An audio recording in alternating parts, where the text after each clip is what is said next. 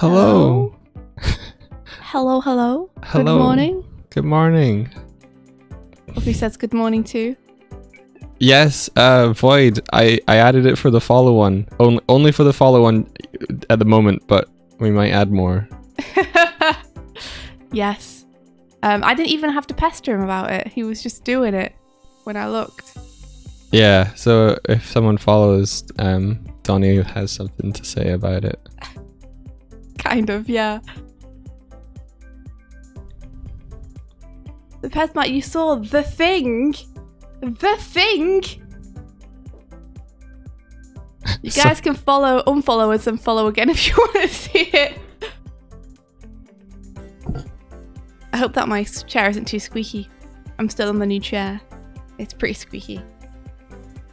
Let me scoot in. Okay. Snowflake Blossom just followed us. But if that's maybe it doesn't work on an unfollow follow. Huh, maybe, because I'm not seeing it come up. No. Maybe he's just super temperamental. He did it once and he's done.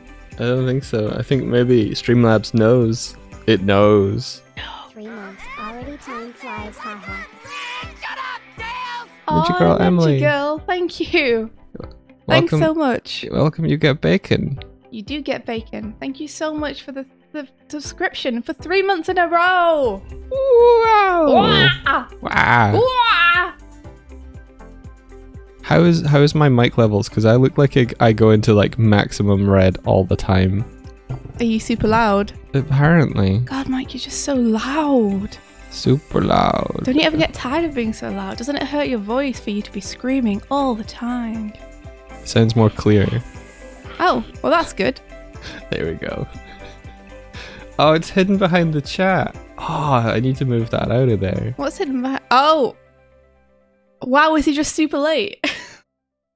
He's not late. How is he late? I don't know, like, didn't someone follow ages ago? And we were like, oh, it didn't come up. No, someone, John Bovina, thank you for the follow. Someone just followed like 3 seconds ago. Oh, amazing, thank you. Yeah, you gotta pop it out from behind chat. That ain't no good. That's no bueno. No bueno. Yo, Rolando! How are you doing this morning? How is everyone? Did you guys have a good weekend?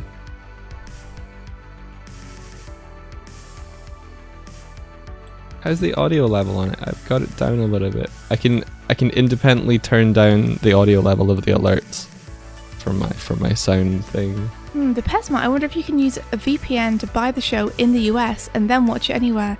Maybe.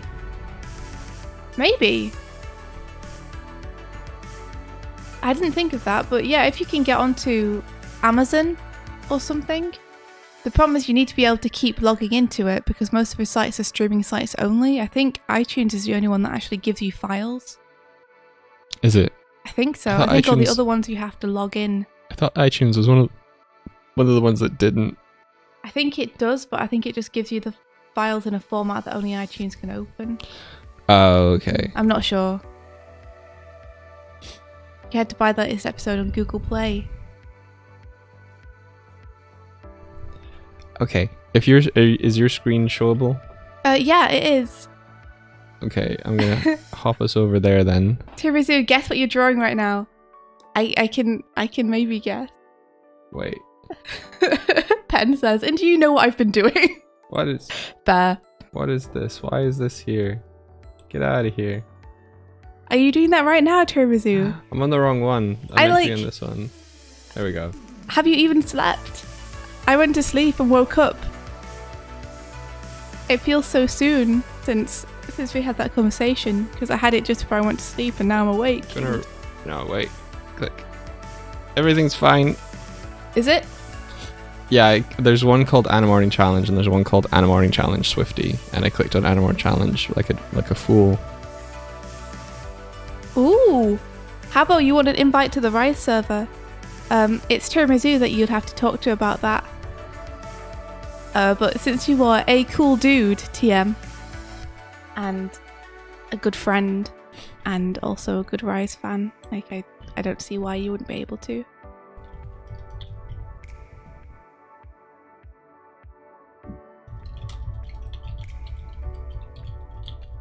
Snowflake says Titan!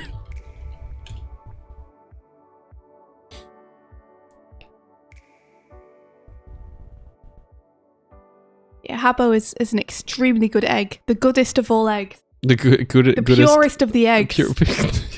Pure egg to his core. Yeah. Egg all the way through. Here it comes. Yeah, it depends, Matt. I get it. It is a lot when you're broke. I'm glad that you've got to see all of it, though. That's awesome. Like, I'm sure buying the show would be a big help as well, because it'd show support for them, but only do it when you're in a position to financially, obviously. For some reason, Google Play counts it's 3 seasons. That's so weird. That's so weird. I've heard other people say that too. I think it's like it treats it like volumes, but it calls them seasons. Yeah, it's definitely 2 seasons, or 1.5. 38 episodes. As it were. Alright, well, let's see. So last week, the Animorning Challenge was that we asked you guys to animate food and to pay particular attention to how exactly the food moved and try and capture that realism in your Yeah. animations. Yeah. So let's have a look at them. You guys did animate some food, yo. Some good food, yo. You guys animated some delicious things. Some done diddly done that yeah. Yeah. So first up is Titan Robo-Duck. Let's have a look. Yeah, the whole stream is just gonna make everyone hungry. Luckily, I just had a biscuit. Michael looks at a biscuit packet to find it empty. And confirms that I have in fact eaten the last biscuit. You ate the biscuit. I did eat the biscuit. It was sat there waiting for me to eat it. Hey! Oh, that's cool.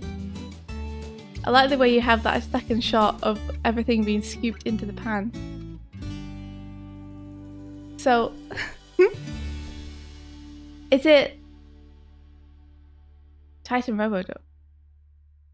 I mean, from the boiling pot that it's being tipped into, I'd assume that it is I'd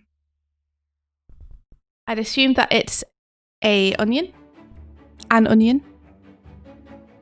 But it looks to me from the way it's being chopped that it is a Carrot. apple. Oh. It looks Oh, like a I see carrot it. to you, does it, Mike? Yeah. Fair enough. I'm not going to judge you on what you think carrots look like. I'm silently judging him. I am judging him, really. That's not a carrot. You get round. It's not a carrot. Hey, look. Sure, why not? Titan Robo-Duck. You have to know what it is if you're going to animate it. You Wait, have are they to make saying- a decision. Did they say I don't know what it is? They said, sure, why not? What is it, Titan Robo-Duck? What kind of fruit/vegetable? I need to know if I'm going to give you critique on the animation. Because I need to know what the thing is that it's meant to look like. You drew it as a potato. Okay, that's good to know. Yeah, I can see it being a potato. I can totally see it being a potato. I think the thing which throws me off is the way that it has that little dimple in the top. I think if you drew it a bit lumpier like, then it would look more like a potato. I can see why you think it's a An apple. it's an apple, yeah. Yeah. So, I mean, just as a tiny note, I just make it a bit lumpier. Make it look like a potato. This is my approximation of a potato. Prepare yourselves. So, as Habbo says, where's the grid? Grid Animorning, guys. Oh my goodness, where's the grid? Grid Animorning. That Robo-Duck, you opened yourself up for this one. Yeah, You because should have known. if they're cutting on a cutting board, I would assume that the surface is flat to the... It's like it's on a flat surface. Sorry, brain, engage. I would assume that they're cutting while leaning on a flat surface. But when it cuts to the next shot, it's hovering above the boiling stuff. And with this shot as it's presented here, it could either be hovering above, further back, down on the surface. Could be anywhere. It could be a huge chopping board very far away. Could be the biggest chopping board anyone's ever seen. Who knows? We don't know. Yeah. I'll add that note in just a sec. I'm just going to write make lumpier. Which is a great animation note, I'm sure. Wait, are you discriminating against smooth potatoes? No, smooth potatoes are absolutely fine. I've seen my fair share of smooth potatoes. I think if you're going to draw a potato, the more you make it look like a potato, the better. And when it comes to potatoes, they can get pretty lumpy. Just like me. They get pretty lumpy. So it could be on a surface here. I kind of read this as being on a surface. And kind of tilting off here. The knife is actually a battleship. Like, I was imagining it having a shadow, like, somewhat like that. Like it was tilting. But it could be hovering. What do you think? I think it's both hovering and tilting in order to get over the lip of the boar. Okay. Well, let's pop a grid on. Let's pop a grid on. Papa grid. Pop a grid. Grid! Grid! Where are these things in space? Where are they? Where are they? I'm gonna give you default 1 point perspective grid. I keep forgetting we should contact the Sync Sketch guys and ask them to please add a line tool. I forget every time. What if you used a ruler on your screen? Exactly what we do. Thank you. And this is maybe a good idea. Let me try it.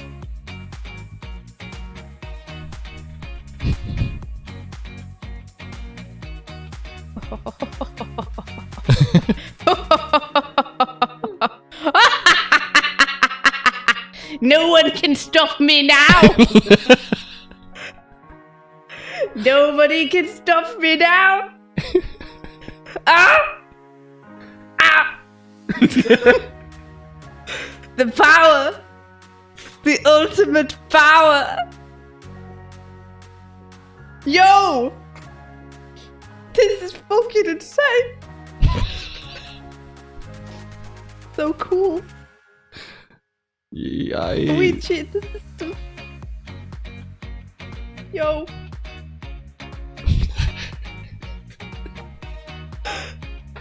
It's taking you forever. I have to line it up. It's hard. Okay? My printing is slippery. Like a seal or a penguin. Ooh. Okay. One. What? Your horizon line is too low. Michael?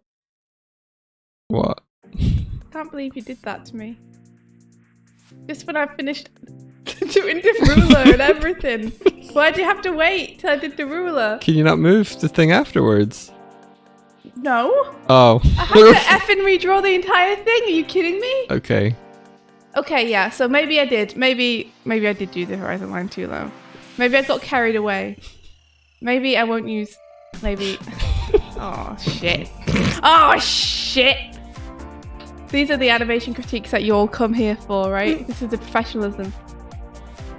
Alright, so I'm gonna do the easy thing. I'm just gonna line up. Yeah. Yeah, whatever, man. I'm just gonna line up the grid with the side of the thing and then. There you go. Yeah. Do the easy way as opposed to the artistic, interesting way. The way that's getting it incorrect. the way that it's completely wrong in that you've changed the perspective of the shot. I like trying to push the perspective. Unfortunately, I did try and push it in a way that did not make sense. Here we go. So I'm sorry, Tyson Roboduck, for giving you a bad critique in that last grid. However, here you are. Behold the beauty of this new grid. Please behold the beauty of this new grid. Look upon it and weep at the straightness of the lines.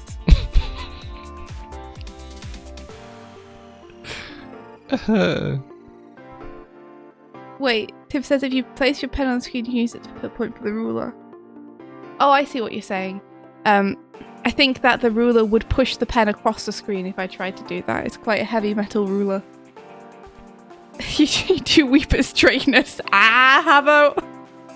That's a good one. Alright, grid! There you are, look, I did it, guys. Sorry it took me so long.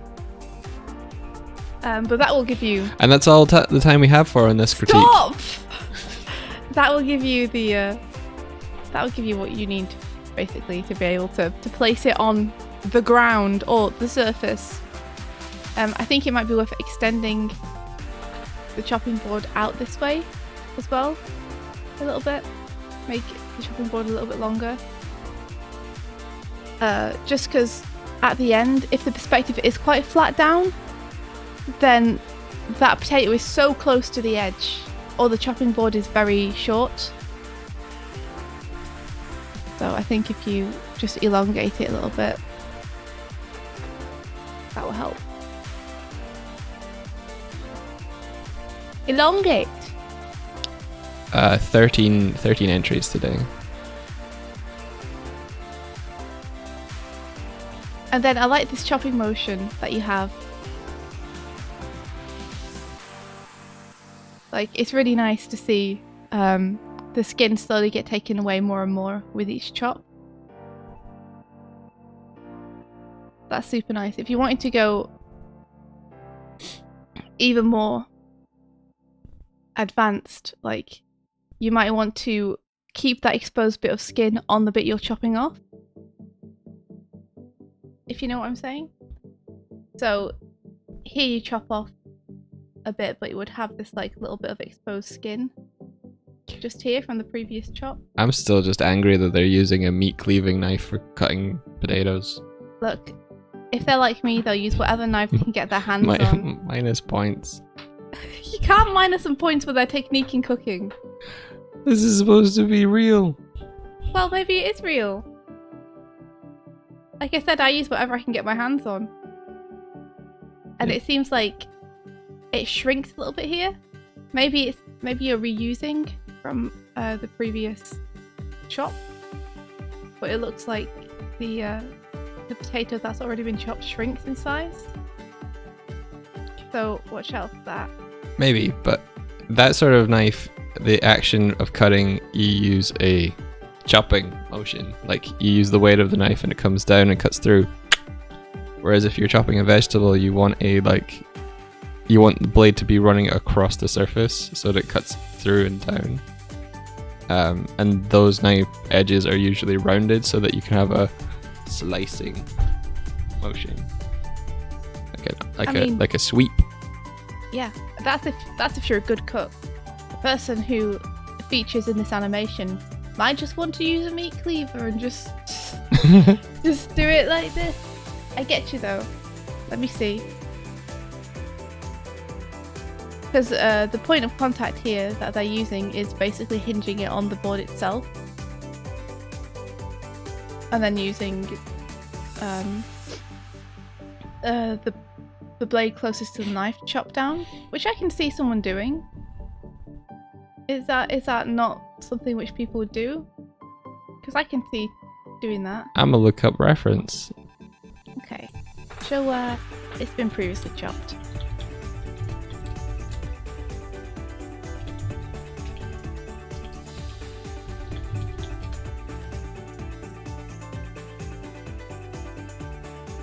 You know what? Maybe they're using this big old knife and I'm totally wrong. And no, they they arc it down like that. Okay, I'm corrected. They go on, they arc it down like what? Like the way they've got it. Like the way they have it, so they're right? Yeah. Okay. Sorry, I thought you meant you were right. No. And then here, like, if you want this to have continuity, for one thing, I think we're missing the potato. So this implies that either the entire potato has been cut and the potato has just got a lot smaller since the previous shot, or that the potato has disappeared from shot. So I think it's just like a few sizing issues. Like, I think if you wanted the entire potato cut, probably the pile would be more like this size.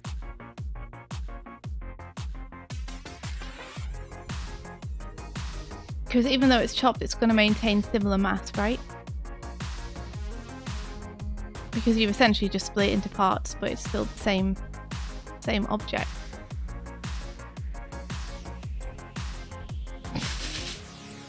It looks like this sort of cleaver is like an Asian type cleaver.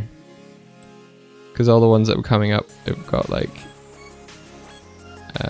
keep volume of potato. Yeah. The same.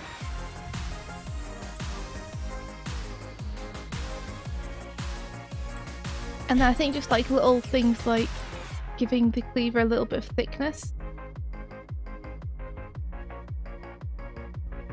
Because especially big cleavers like this, they tend to have an amount of thickness to them. Especially as they get closer to the handle. You get that kind of thing.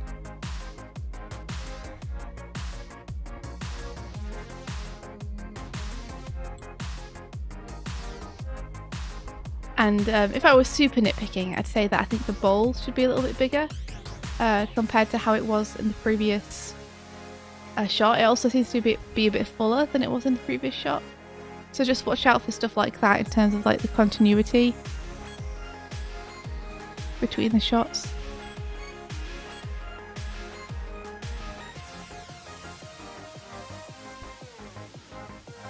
Bowl could be a bit bigger.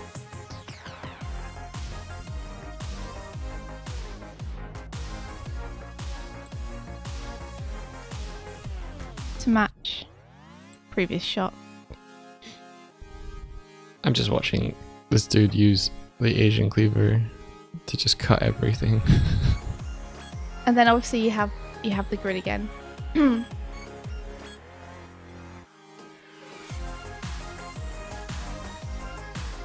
know, which in this case, if I'm just going to use your cutting board as a guide.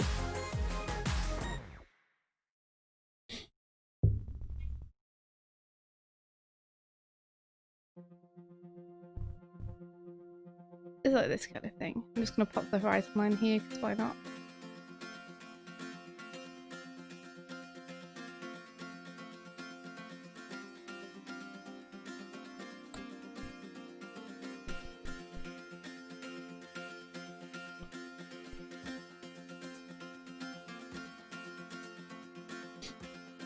I mean, that wouldn't be the horizon, but that could be the edge of the table. Yeah, exactly.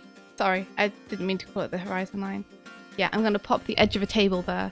The horizon line would be wherever all those points converge in the distance. Yeah. Yeah. Yeah.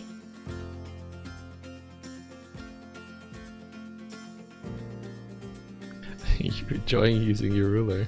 You are. He's just got a little tongue sticking out.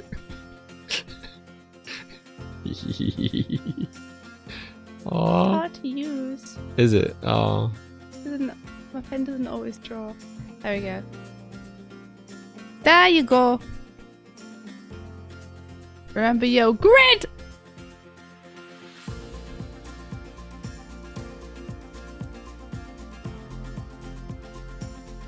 And then I can erase this one. And it might be nice here, because it feels like everything is just being moved down as one lump, to show the kind of resistance that the wet potato would have against being pushed down by having it pile up against a knife slightly. Yeah. You know, rather than just sliding down in one block. If it's super dry food that doesn't cling very much to the surface, then it might even tumble down like faster, and you don't need to push certain bits of it into the pan.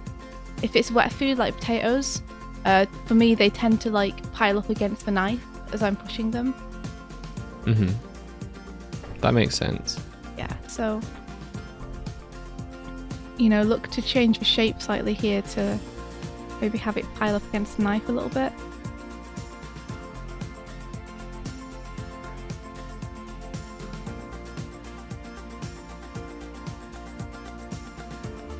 It's like just little details like that that make it feel realistic.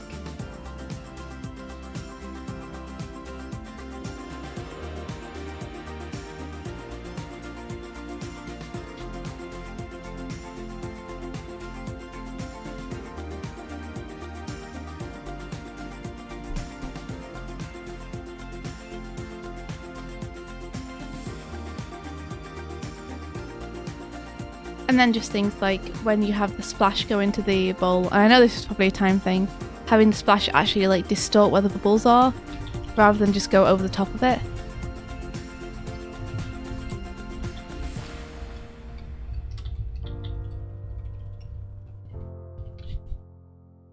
Splash effect. Bubbles.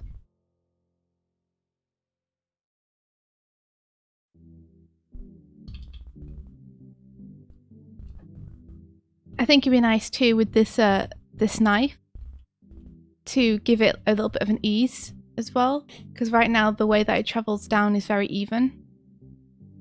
It's very evenly spaced.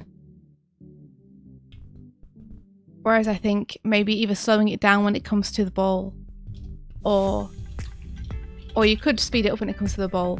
That feels slightly more violent, like bah, get in the bowl. But yeah, if you eased out of the motion of it, them pushing the potato into the bowl, and I think that'd be nice, because right now looking just at the handle and the way it moves down the chopping board, everything is very even. So try ease. Spacing is very even right now.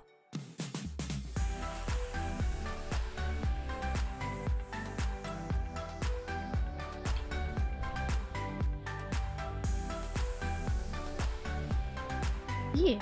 And in terms of the actual cutting itself, I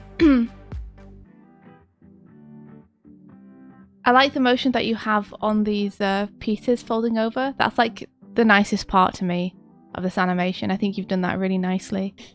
I think just be aware to think of them not as just flat discs. So it's not this, a flat disc, it's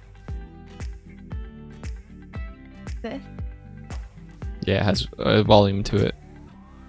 Because the surface of the potato, especially on the first chop, is curved. Oh, yeah. And you're like adding a flat edge to the other side of it. So, potato pieces, not flat. More like it.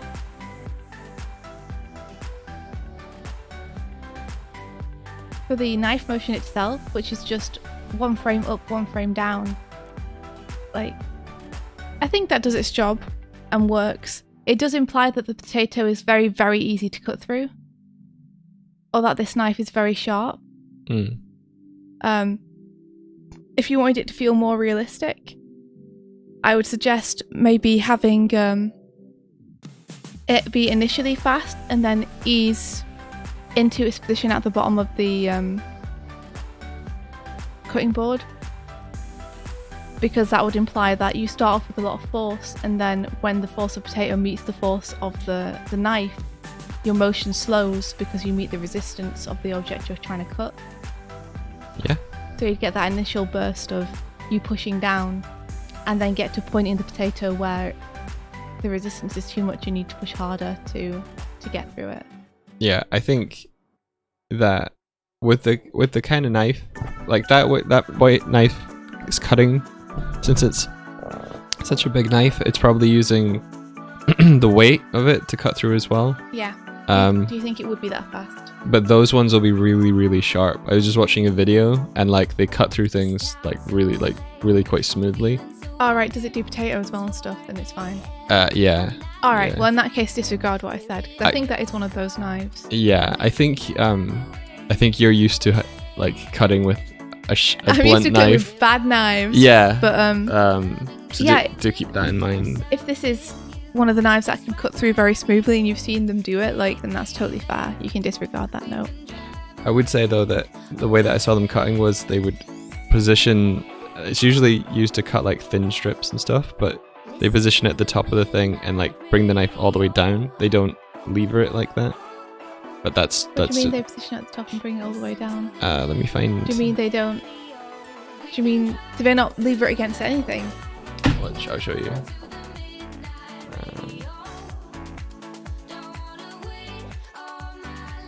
See? Yeah, I mean that's a very tall carrot. I don't know what that is. That's a carrot, I think. Oh, It might be a sweet potato actually. but they. Let's pull what he does when it. Oh no, he does still cut straight down through it, even when it's just a small pile. Yeah. So it's something you could do. I mean, this might be a technique. I don't know, because this seems legit to me. But Fair enough. what the chef is doing on Mike's screen is it's essentially like this.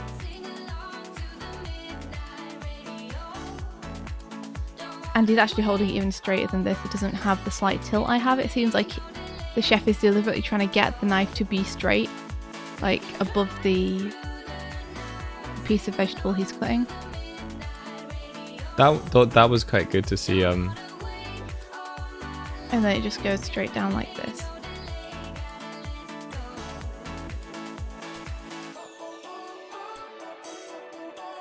What was good to see? Sorry? The way that he like does a quick kind of like like there's a to it. I'm gonna link it in the chat. Okay. Do it.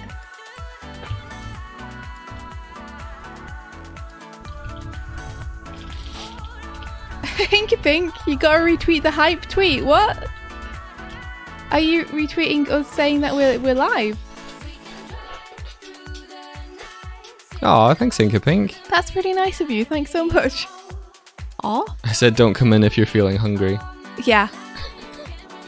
But yeah, great work, Titan Roboduck. Those are my notes. Cool. I particularly like the way that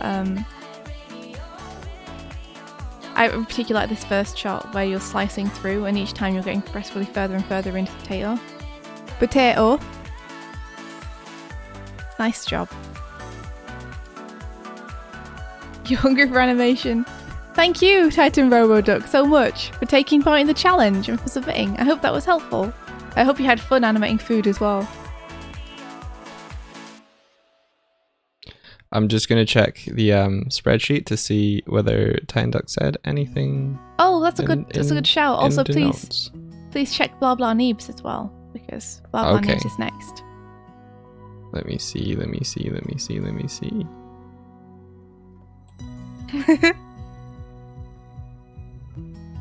I should have known it would be a bagel.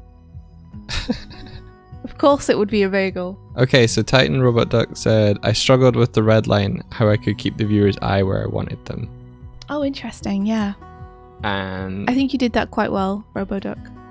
Blah Blah Need says, learn to use 3D reference for 2D animation. Animate a 3D scene in Blender and used it with Krita to make the final animation. Lots of fun line work. I only wish Krita had a motion tween option. Had to animate on ones. Oh! Sad face. Oh! Oh, Blah Blah, I'm so sorry. I feel for you, my friend. This is cool though. So, Blah Blah Neeb animated this in 3D first and then used that as kind of a reference layer Interesting. to bring into 2D. That's super cool.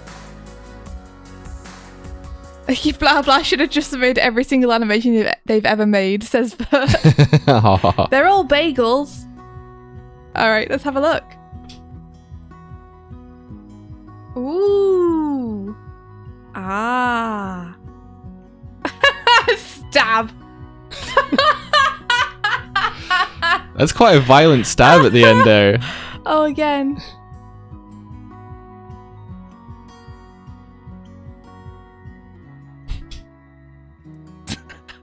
Whoa. Poor bagel. Oh my gosh. No. Bagel.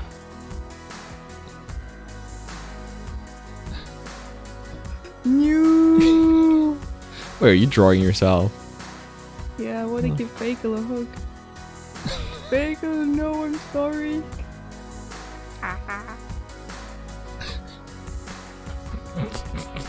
Bagel, no.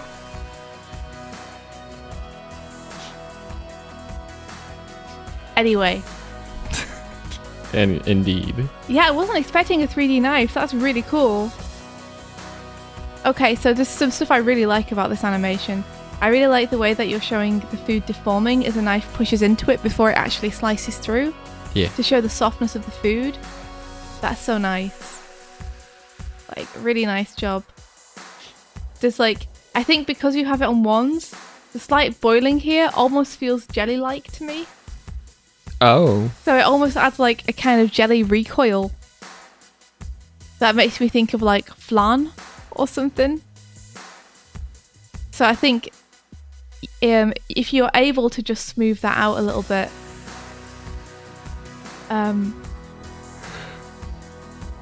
yeah, if you're able to just smooth that out a little bit, I think it'll make it a bit clearer that it's not like, it doesn't have a wobble at the end there. It's more of an ease. I can see how you're using multiple layers to, like, you've got a layer beneath this layer that's deforming that's you'll be using for the separated part, but I would say that the left hand side of on the knife would also deform and be pushed down by the pressure on the knife. So there's a little bit of disconnect there.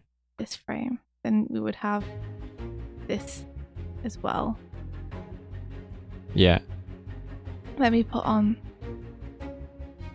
this. There we are.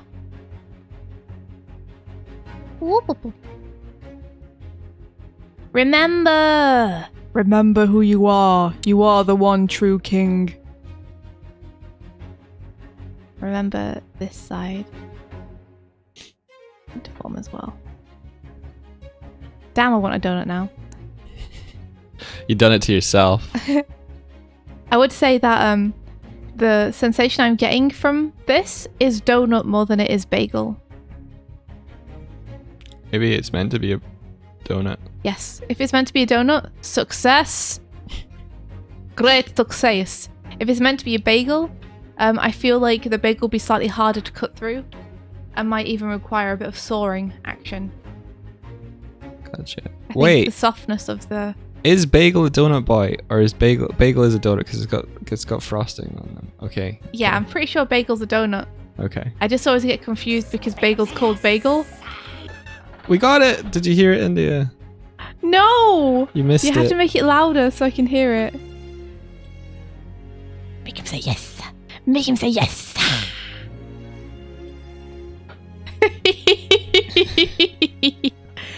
I love it so much. Okay, so I'll just call out this little bit here. Watch Wobble and Settle. Thank you for the follow, RPSVY. Thank you very much. You've given us great joy. You've let us hear our favourite line. Watch Wobble from Settle. Tib says if someone's cutting a bagel vertically, they need to question their life choices. That's true. I didn't even think of that, Tibbs. But that would be a strange thing to do.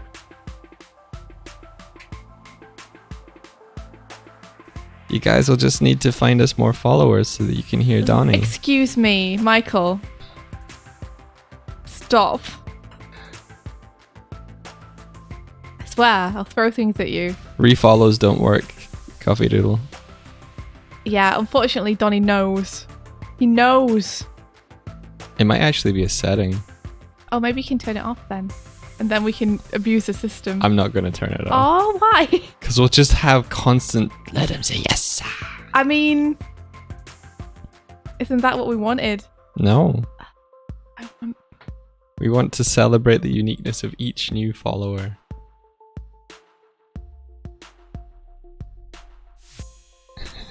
So yeah, looking at this is really nice too.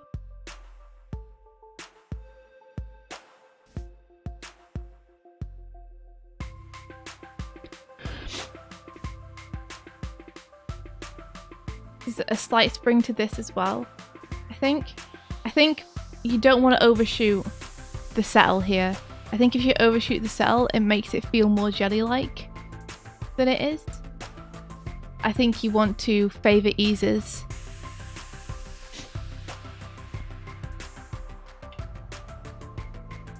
favor eases, because favoring is also a way that you could say ease. It's an animation joke. I'm funny. I didn't get it. I didn't understand. What was it? I said you could choose should favor eases. And that's funny because favoring is another way to say easing into. You favor a drawing, then you... Anyway. Oh. Careful on overshooting. I didn't get it. It's because it's not very good. Overshooting on the cell.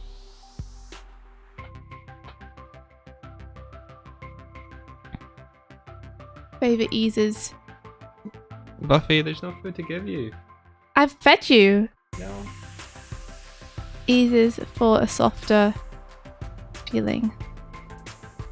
Because otherwise it feels like it rebounds.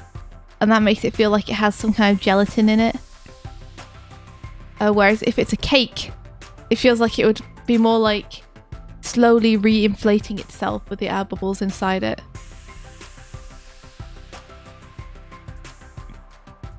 I also feel like we get less push here. I would like to see this distorting a little bit. And even maybe this distorting a little bit, just pushing out slightly. Ah, yeah. Because not only is it going down, it would be going out. Yeah. Squish.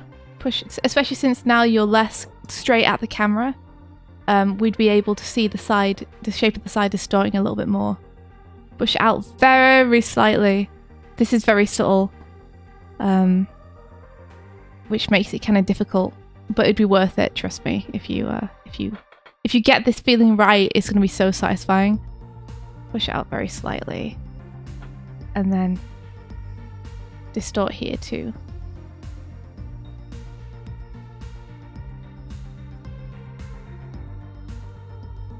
I really like the way you can feel the point where the knife like pops through.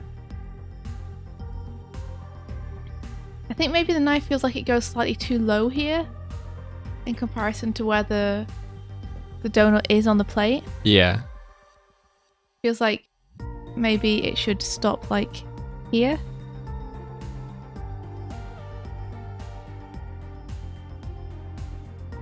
My guessing is that there was a donut shape, maybe, and a knife, but there was no plate.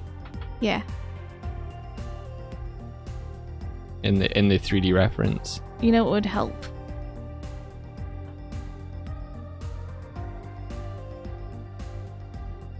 Mike? What would help? A grid. A grid. Yes, a grid would definitely help. You're not drawing a grid on this one though. Am I not? No. Are you sure? Yeah. No time! 13 submissions, come on, you don't need to draw a grid. I'm just drawing the rest of the knife with my ruler. Okay. Yeah. He's so scared of it now. He gave it to me like it was a gift, and now he's become afraid of it. Afraid of my power. It's just, I saw how long it takes you to draw a grid, and I'm like, you don't need it. And then the stab. Nice anticipation. I like it. I feel like the knife here loses some of its form, weirdly. I kind of feel like it should be... I feel like you think it's coming in from the side, but I think it is getting a little bit of forward back as well. Buffy, I'm gonna throw you. Something in me feels like it should be more like this.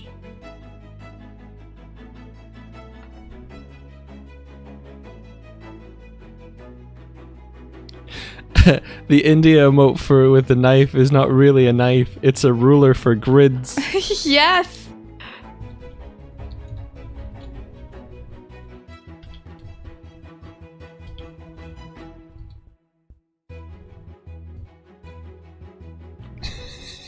There's something in the way that this lifts out that feels like too clean to me almost. I don't know if you're getting that too, Mike. That's what? Sorry? Too clean? There's something in the way this stabs in and lifts out that feels almost too clean to me. Yeah. what would you suggest? You Crumbs maybe. or Oh, I will. Distortion wise, would it not pull up a little bit into the like? It won't just perfectly go up. You would have like the top of it raise up a little as that is forced and the resistance, and then you're saying it would be like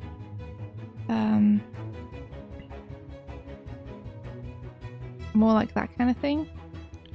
Yeah, I think so. Because you're lifting part of it, but not all of it. You're not lifting all of it from below. India using a knife as a ruler is a perfect image. The perfect chaos. Okay, let's do distort shape. Yeah, you'd also see the interior part of it. You're right. You right. I'm right. You right, India. I'm right. That's what it is. That's mainly what it is. Distort shape, as it hangs from knife. I feel like the knife would travel up a little bit within it as well. Yeah. Like, because it would be trying to go down and it would not be firm enough to stay perfectly where the knife was. It hangs from knife.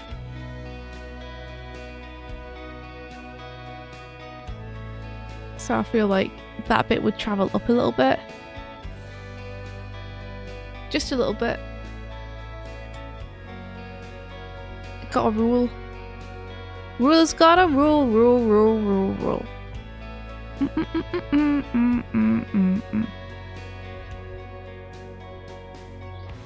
Ow! My elbow! You done got albed. And some crumbs wouldn't hurt. Crumbs! Crumbus. I'm gonna retweet Porky's and not watch it. There we go. Awesome job, blah blah Neeb. I really like the combination of 2D and 3D here. I love combo of 2D and 3D.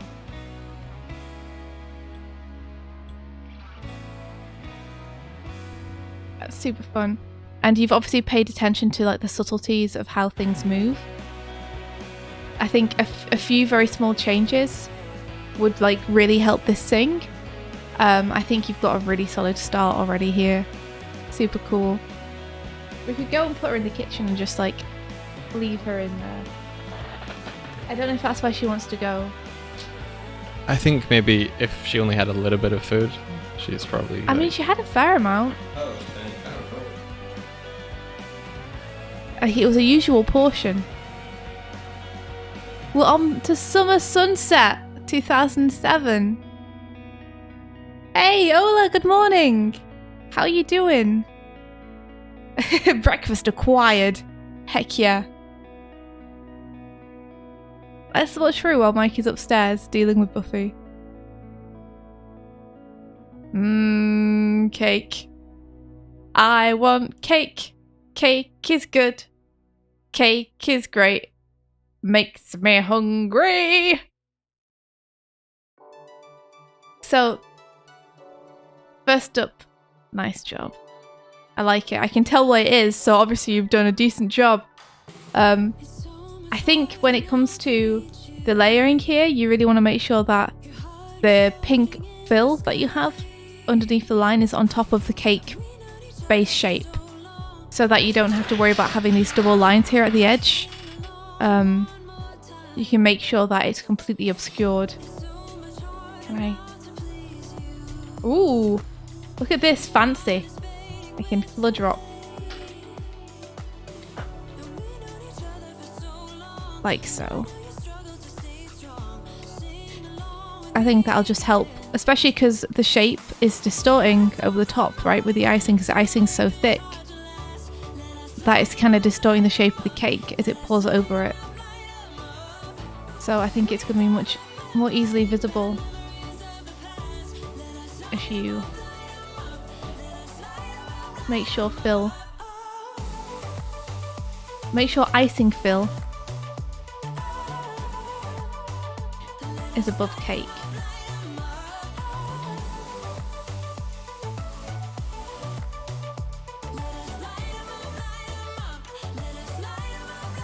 make things clearer.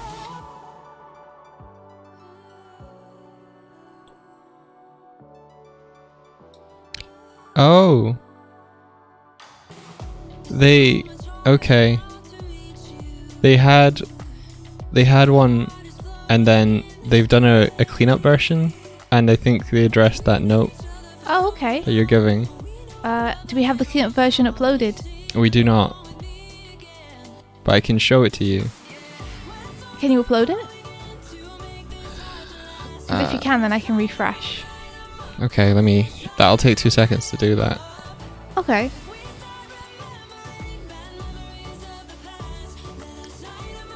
Link to tweet. Yeah, pen. That's a great note. We'll check the cleanup version and see if that note's been applied, but yeah, I agree with pen. That's a good note. Is keep the icing shape uneven. Will make it feel much more organic. Griffin Art just says, glaze! Glaze upon it! You wish decorating cake was this easy? Me too. I wish I could just pour it on top and it would perfectly and evenly coat the entire cake. Summer Sunset said I could upload it to the form if you need. It's okay, I've grabbed it now.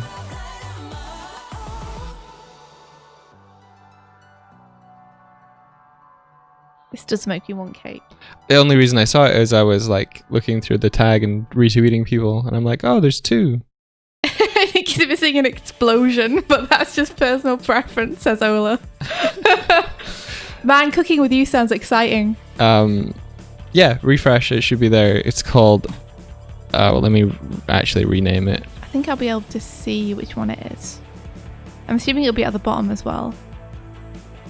Yeah, it should be. There we go. Okay.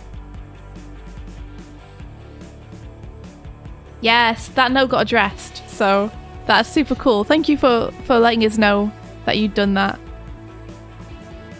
Okay, cool. So, in the spirit of the previous note, one other thing I think you could do now that I'm seeing this all cleaned up is when it comes to the top plane of the cake and where it meets the side planes, just here. I think that you could dither that line a bit to show that you're having the icing travel over it, and that has become less of a hard defined edge now, because it's kind of gone from being this to being like this now, right? Yes. And so because of that, I'd be tempted to do more of this kind of thing.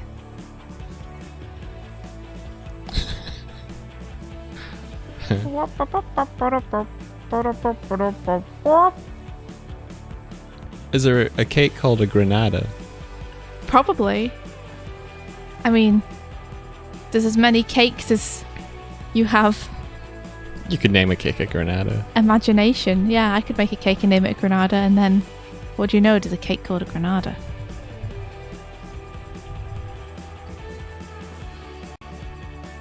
I think there's just cakes from Granada.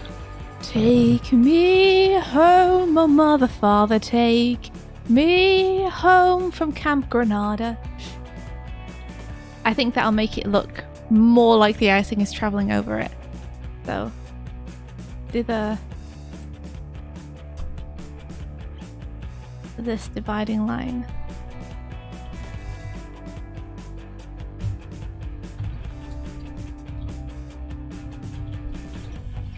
To show shape change.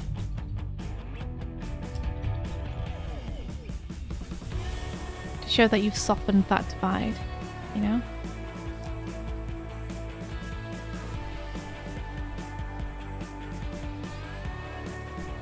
Oh, grid. Oh, grid. Oh! I think you should put a grid on.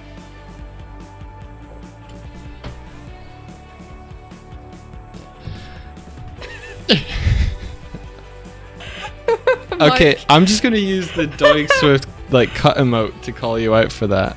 What? What do you mean call me out? This is valuable feedback. It is, but you're enjoying using the ruler so much. You can see where my thumb distorted it by accident.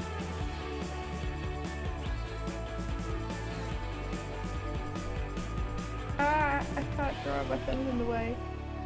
Tib says, small note on perspective, the curve of the bottom of the cake should be more intense than the top. Oh, interesting, Tib. Can you explain why that is? For me as well. Well, if you think about when you're drawing a grid in perspective, the horizontal lines would get closer together the further away they are.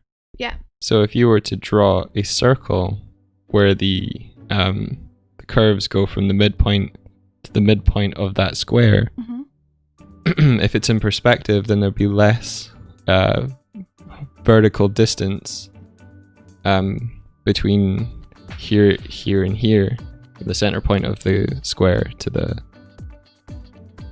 top of the square. Yeah. You see, here now I made the grid too flat. I have the exact opposite problem to what I had last time, where I've done it too top down. Yeah. Maybe I was better off without the ruler. Maybe so. You're too Maybe the powerful. ruler has destroyed me. It's definitely faster just to just do this. This is why I need a ruler tool within the program itself. You hear me, Sync Sketch? Provide me. Listen to me. Grids. Huh! What are they good for? Absolutely everything. Sing it now. Yeah, Tib says it clearly. You're looking at the bottom of the circle from more of above, so it should be less squashed than the top curve. I also just did the grid wrong again. But I think I can fix that by just adjusting. Intense gridding. Too intense. Too intense a grid. I need something between the last grid I did and this grid that I did. I think I might be able to fix it with the horizontal lines in this case, so just space them apart a little bit more.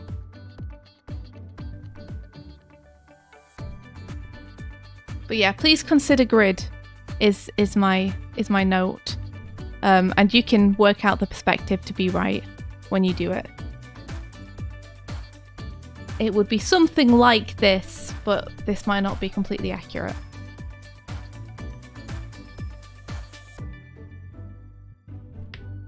Just giving you the gist of it.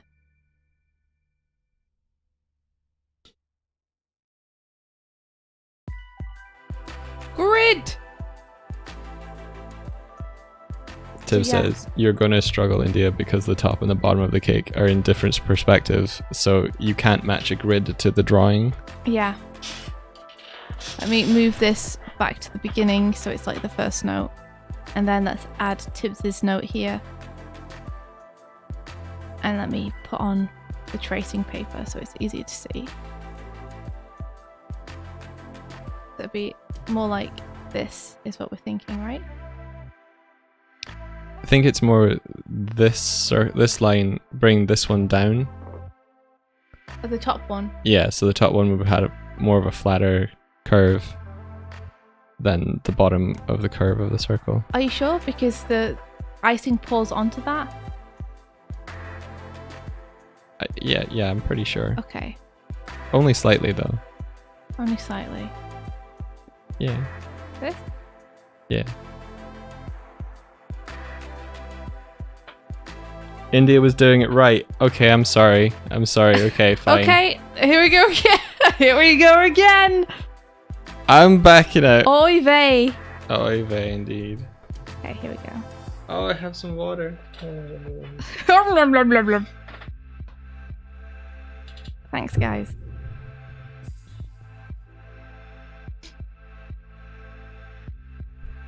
Okay. Bottom of cake would be more curved.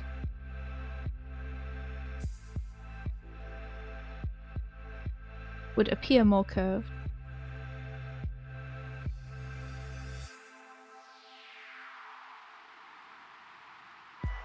Because of perspective.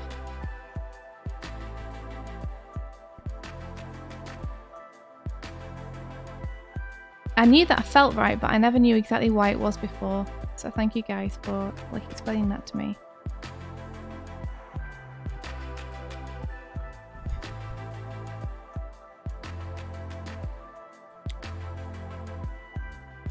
Shape adjust.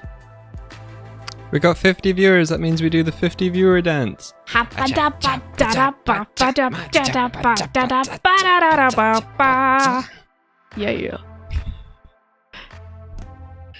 I love that you knew what I was gonna do. I got you. I got you. Okay, and then we come to the icing. The great icing. The event. So one of the things I really like is that you have when the icing reaches the edges, I like that you've got this overflow on the back edge here as well. Nice overflow. Because I'm sure it would have been very tempting to just like keep the initial cake shape and just have it go to the edges and not change the shape. But I really like that you have actually like extended that line over the top of the other line. It's really nice. Yeah, so here is where I think whoops. It doesn't work quite so well when you have the tracing paper on, does it, when you're colour dropping? But this is where I think that Pen's feedback would be really helpful. Is everything at the minute is looking very even. Squeaky chair. Sorry about the squeaky chair, guys. Everything is looking very even in the way that this icing is running down the cake, which is not the way that it would usually work in real life. If only it worked this way in real life. I think you're far more likely to have like...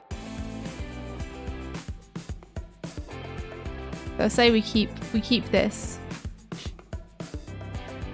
I think you're far more likely to have this kind of thing going on.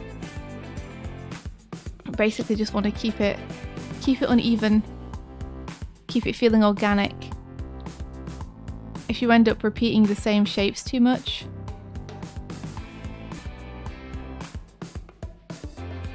then it can make it feel much less natural.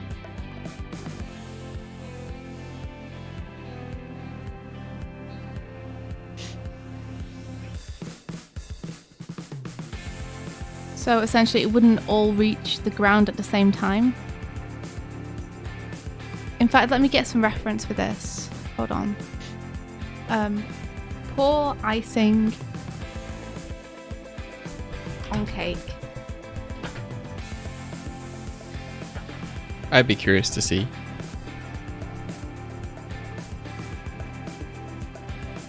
Maybe YouTube? YouTube might be a good shout.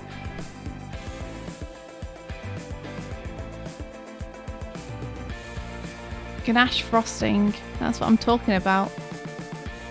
I'm looking for something which is in mid-pour, essentially.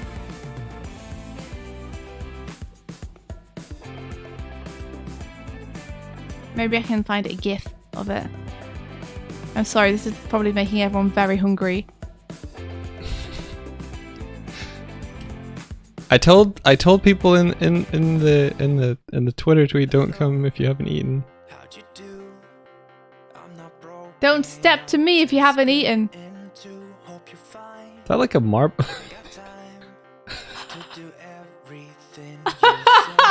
So cute. But you can see, let's see, around this point here, you can see that the icing is not spreading evenly. Like we have it running further down on the side than it is on the front from where the camera is. Yeah, you need to consider surface tension. So let me... Like the icing is going to attempt to cling to the top of that lip until there's too much volume for it, and the resistance will give way. So I think I made it a bit too bitty. Do you reckon in that adorable cake gif, when the icing manages to push over the edge to the right, it kind of like goes over the right hand side and then it spreads over to the left. Do you think at that point it's actually pulling the edge over because it's bonding to parts of the icing that's already falling? Yeah, so it's almost like it's being dragged by grabbing and itself. pulled. Yeah. Yeah, there's a viscosity to it. But I think like one big shape, like one big mass. So rather than being pushed over the edge by things butting up against the back of it, sometimes it can be pulled over. Yeah, it's like a net that's dragging the rest of it over. Yeah, so I think it would be more pleasing. Food animation is just all physics. Yes. I could barely hear it. I heard something, Oh. but I couldn't tell what it was. Thank you for the follow, Jelinek. Jelinek, thank you.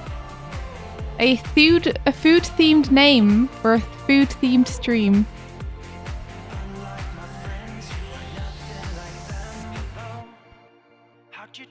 Yeah, I think keep it uneven. I'll turn the music down. Turn the alert up. And organic. I just realized the music was at a way higher level than we usually have it.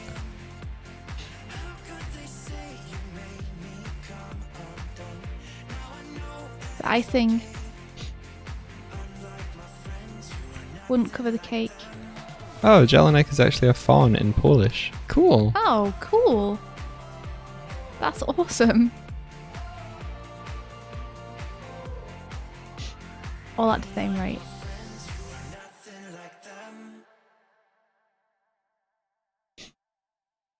Now you could have it that this is on top of some kind of rack. Or you could have it that you actually show the icing pooling out from the cake at the end. It's kind of up to you.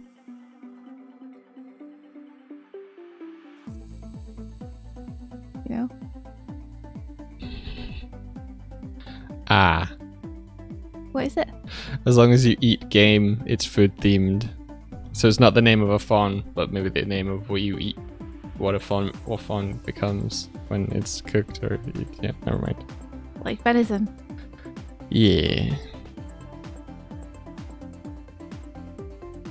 Could animate overflow. Give that cake a frilly dress. If not on rack. Like if you wanted to avoid doing that, you could just pop it on a rack so that the icing falls through instead. Is that why they put cakes on racks? So they can. Well, that's one reason. It helps them to cool down as well. You know, because you're letting the air get to it from underneath as well. But yeah, when you ice it, then makes sense. You're not going to get it all over the surface. Oh, I see. Yeah. Yeah. I do feel a little bit like this shape as well would probably actually end about here. But then you would have like concentric circles of the icing going away from it, so probably the shape would be a little bit more like this kind of thing.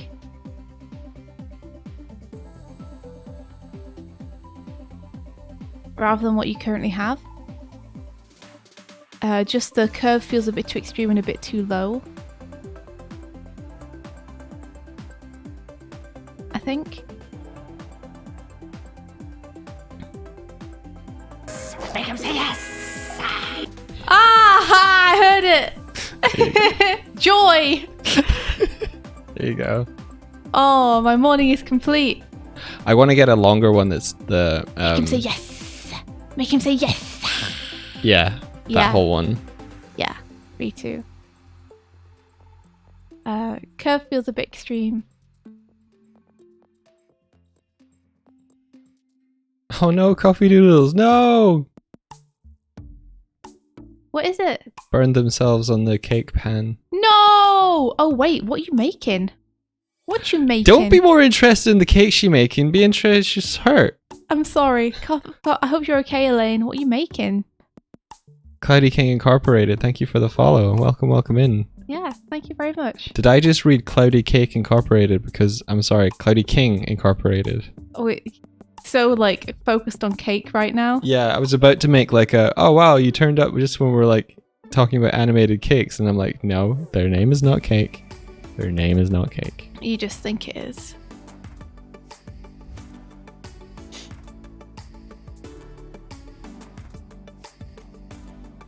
Yeah, think of it more like this. And then get that in the right place. You done go get that in the right place. Yes. And then if you really wanted to like add one finishing touch just to make it super special, I would recommend just giving a little highlight on the edge like this. Oh. Because it implies the thickness of the icing. Yeah. It's that what would that be called? The lip? Yeah, but there'd be a particular point for when the light reflects. Like Specular? it is a specular. So whatever that area that you find on a specular, where does specular be? Where my specular at? You know where my specular at? Specular, because it's angle of view and based. Which finishing touch? Looks like I wrote for finishing tough for finishing touch. Add specular light.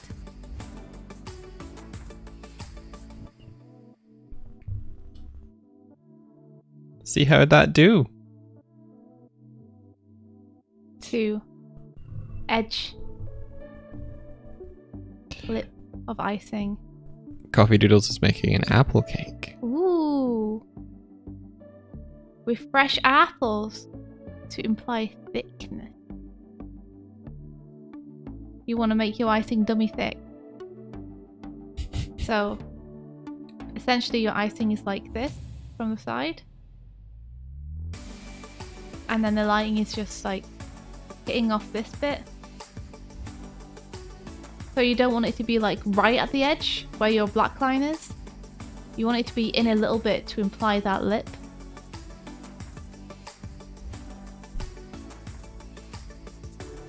The angle of incidence and the angle of reflectance, says Tib. That's what I was trying to remember. Oh, thank you, Tib. Tib got them terms. But yeah, nice job, Summer Sunset. I hope this was helpful. Thanks for making us all hungry. You done did it. Heck yeah. Cool. Nice job. Next one. Wait. Oh. They said summer sunset. They didn't say anything. We're good. Thank you, Summer Sunset, for submitting an morning challenge. I hope you enjoyed doing it. Next we have Josie Fenton. Do you want to check the notes before we do it this time? Yeah. Josie said, "Hey guys, I went pretty simple for this. I'm still so new to animating. I know it's light on the prep part of the challenge, just hot soup. Hot soup! But I really had fun with it. Hopefully next time I can go a bit more detailed." Amazing. Well, don't worry about great. keeping it simple.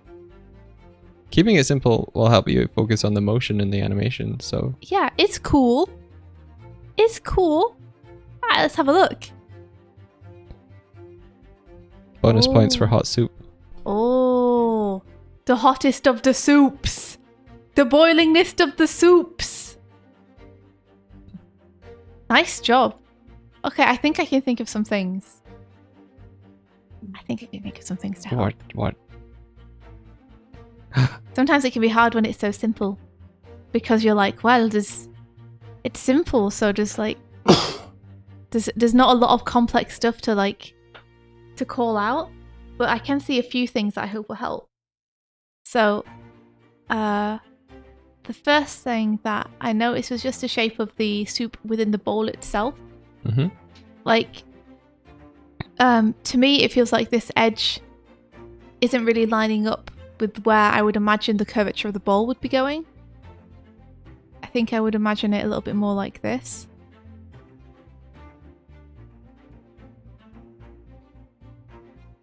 Because I'm imagining that it would be following this curve around It's cylindrical. a little bit more, like so.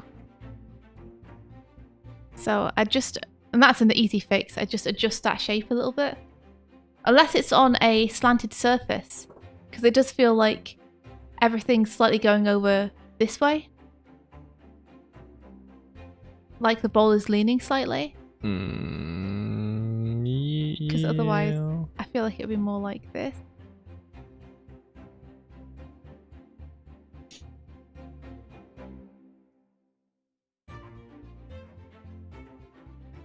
What do you think, Mike? I think without knowing where the bowl's placed, the tilt is kind of relative. So I think it's it's hard to tell. Josie, you know what I'm gonna say? In regards to like how the bowl is placed and whether it's tilted or not. You know what would tell us? You know what would help? You know what you need for your soup? You know The one missing ingredient. It's a grid! Yeah. Okay. I'm putting the foot down. What? Wait, no! What? My grids. No, not with you. Okay. That's fine then. Yeah, do it, Mike. Put your foot down. We will only look at Anna Morning challenges if there is no grid and no feedback on If non-grid. there is no grid. Yeah. You're No, saying no, no, we no. only look at the ones without grids. We will critique ones with grids, but we will not critique ones without them. That's the new rule. That's the new. That's way too. I don't think I can. That's the new rule. I don't think I can do that. I'm sorry. If someone puts a lot of work into an animation, I can't not look at it because it doesn't have a grid. We'll look at it, but I can't. Darkfold's like, I'm removing all his grids. It's way too. I can't. It's too harsh. I can't do it. Ollie's like, I will never do another challenge. Fine, okay. You've been overpowered. I just like we waste so much time with you drawing a grid on everyone's thing. Well, it's not wasted time. It's hammering it in for people. I'm sure that people will like start doing grids if I pester them about it enough, because they will be annoyed as anyone else at the fact that, you know, 30% of their critique is taken up with me meticulously drawing a grid. I mean, I'm the only one who enjoys this. I'm the only one who's like, ooh, grids. Let me just spend 10 minutes drawing it. Pesmat's like, Doig, new rule, chat. No. I have no power here. You have no power here. Look, see, there, I'm done. That wasn't so bad, was it? Coffee's just like, guys, draw a damn grid. Yeah, Coffee's on my side. Woo! Woo! Favoritism. She knows I'm right. So yeah, grid! Bop, bop, bop. Bop, bop, bop. You thought you didn't need one because it was only food, but you still do.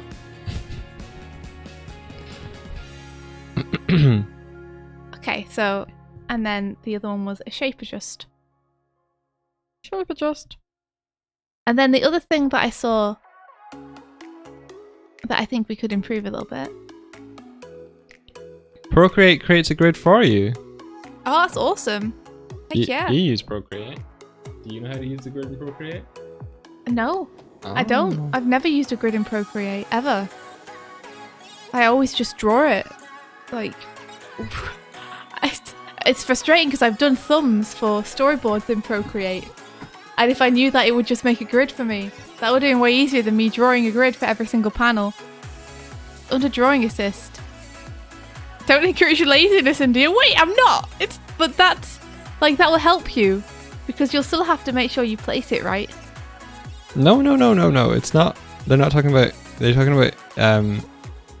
encouraging laziness and not enforcing that people need to use a grid. Oh, okay. I would enjoy India drawing grids more if she did them at the right angle. I'm trying my best. I'll keep getting better at drawing grids. If anything else, you're only giving me practice. Do you want me to become amazing at drawing grids and all of you not? You're gonna give me the superpowers because you're making me practice so much. You all need to help her out and draw the grid. I support Doig. No grid, no shoes, no service. Read the sign. Alright, so the thing I was going to mention is I think there's something in the fact that the stuff is moving inside the spoon, but the bottom of the spoon itself is not moving. But some of the bits hanging on the spoon are moving. Like, it feels to me like if the spoon is floating in this broth, if it's suspended within this broth, then the bottom of the spoon, we would see the overlap of the broth on it. And we would see that movement. I think the spoon is hovering above the surface of the soup. Okay. Because it's like someone spooned up a little bit of it and they're holding it. Okay. With that hand. Okay. In that case, I wouldn't have this bit hanging off it moving with the soup. Ah. Because that implies that it's part of it. I might be wrong. That it's like on the surface of the water. I'd probably add like a little shadow to separate it out and make it very clear. And I think the main thing is that I don't think the stuff inside the spoon would actually be boiling. I think when you spoon something out of a pot of boiling soup, it's very rare that the thing inside your spoon is actually boiling. Because if your soup's boiling while it's in the bowl that you give into you, probably your bowl's over fire. let's just assume the bowl is over fire for now. Okay. So that the boiling is fine. Okay. Because the entire animation is the boiling. So if you're saying it shouldn't be boiling, then you're essentially saying you should have given us a still image. I'm not saying that. But because the surface area, there's something about the fact that when you spoon it with a cold spoon. It's Ghibli soup. Fair enough. There's something to be said about the fact that when you spoon something out with a cold spoon, because there's less liquid there and it's not having a constant source of heat applied to it anymore, it's very, very, very rare that it would be actually boiling in the spoon. It tends to cool off much faster there because the surface area is much flatter. Like, whereas the bowl can maintain a lot of heat within the soup because the soup has a small amount of the surface area exposed and the rest of it is underneath in this like heated container. With a spoon, the surface area is much flatter because the spoon is much less deep than the bowl. So you have less liquid there and more of the surface area of the liquid is exposed, which means it cools down faster. Which means that it wouldn't be boiling, I don't think. That's a fresh soup. Maybe it's a magical soup, but maybe it is. Ah, it's hovering. Okay, good to know. In that case, if it be hovering, then I suggest that you use a shadow to make that super clear. Yar.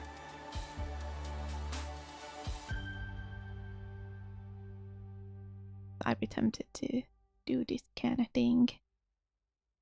It's all about clarity and telling your audience what's going on.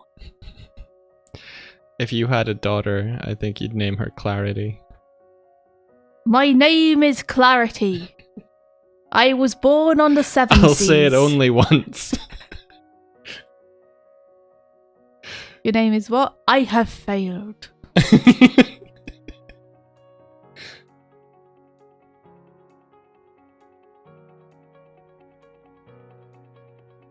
Oh, my name's Clarity. Clarity of the seven seas. I sailed the seven seas in my boat.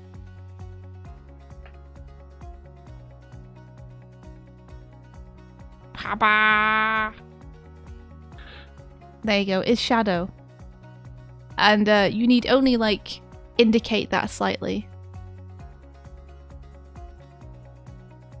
I probably made it not thick enough, but there you go. Now it feels very much like the soup is the spoon is hovering over the soup. Cool. So yeah, I would remove the movement on this little thing because the bottom of it moving but not the top of it moving implies that it's within the soup and the movement of the soup is pushing it around. Whereas if it's hanging off the spoon, it probably wouldn't be moving unless the spoon was moving, because all its movement would be based upon the movement of the spoon then, not the movement of the soup. Yeah. So, remove your shoes. You may remove your wigs.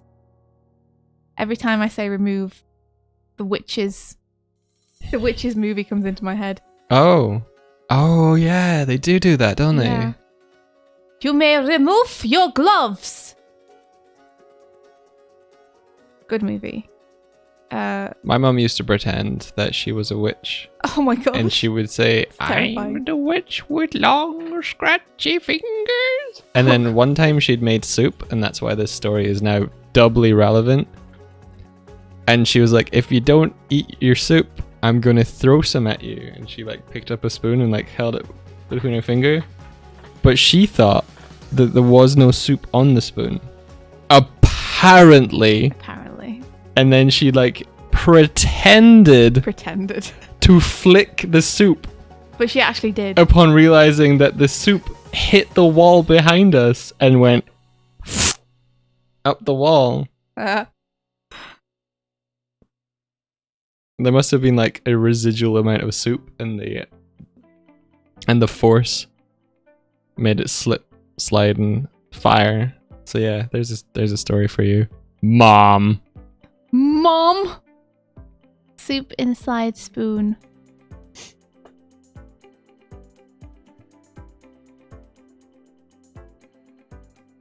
Would not be boiling.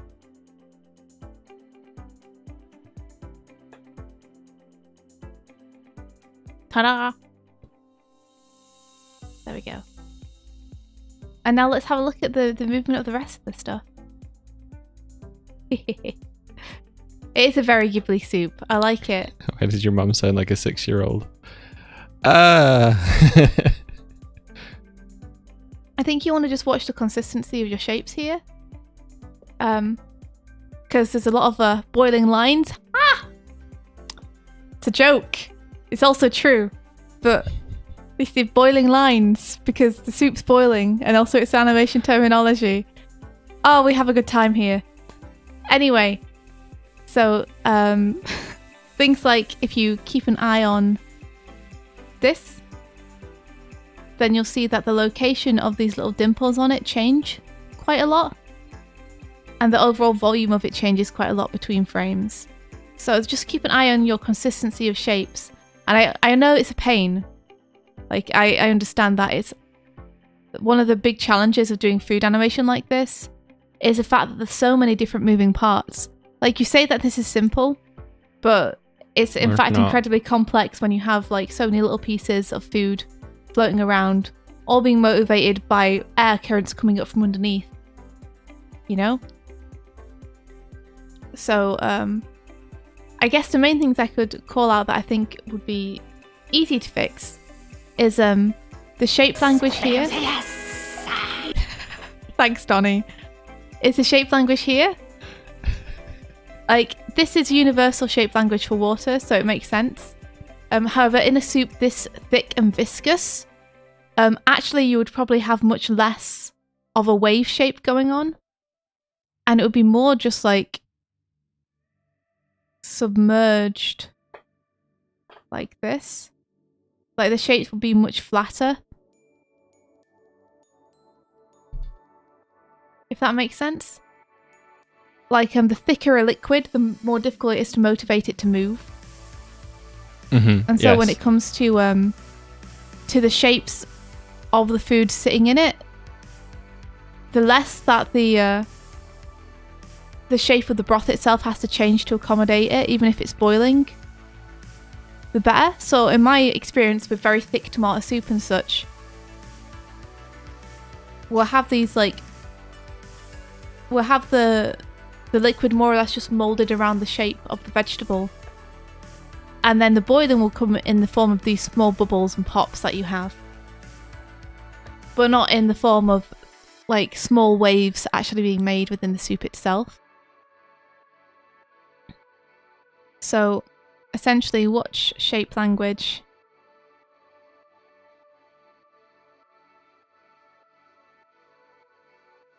On submerged veggies. Yeah. Alrighty, I think we should move on to the next one. I have to finish writing this first. Submerged veggies. Less this.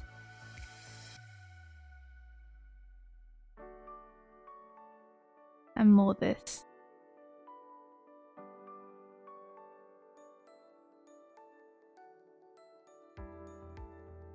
And then last thing is just watch consistency. If you can like really nail the consistency and really make the pieces within this broth feel like they are like rotating over or just floating and they're very like consistent in the shape and the volume, I think that will really help. Yeah. Of veg. Shape, volume. It'll create a really nice contrast with the soup, which is like bubbling and popping, to have these very like consistent, slow moving vegetables. That's something that Ghibli does really well. Yeah, less ripples because of the viscosity. Exactly. Exactly. I'll write that. Fewer ripples. You got it. Viscous liquid. Declan says, "Hell yeah, Mum bought honeycomb swirls. Best biscuit." I don't think I've ever heard of those. Me either. They sound pretty good. I hope that was helpful, Josie. Thank you so much for submitting this morning. Who have we and got? giving us some Ghibli soup. Thank you. Who have we got up next? We have Carry Me Bags. Carry Me Bag says, keeping volumes consistent while moving and showing that the pancake was changing while cooking was a challenge. Yeah, because I'm assuming you'll want to keep... I haven't seen it yet, but I'm assuming you'll want to keep the pan consistent. He's not gonna get away with this! Hello. Hey! Welcome in. You've just dropped in on the Animorning Challenge Food Challenge. Yeah, hey Go Pirate Software, how are you doing? Hey Raiders, welcome! I hope you had an awesome stream with the Go Pirate crew. Tell us about your work. Well, our work usually involves making music videos as part of Knights of the Light Table. Yeah, we're animators. So- Mikey's more of a kind of art director, but I'm a director / animator. And every week we do these critiques of work from people in the community. So this week is people have been trying to animate food. Make him say yes. Oh yay! We're gonna get to see that alert. We just changed this alert today, so now we get to see Donatello from TMNT. Hey, Make him Redney. say yes again and again. Our side job is also to promote Rise of the TMNT because it's a fantastic show and a lot of Yeah. people are sleeping on it. Hey Thor, thank you so much for the raid. Hey, Whoop whoop. Did you guys have a good stream? What you up to? Tell us what you guys are up to. I'ma play this, which is Carry Me Bags animation, and we'll see a pancake being made before our eyes.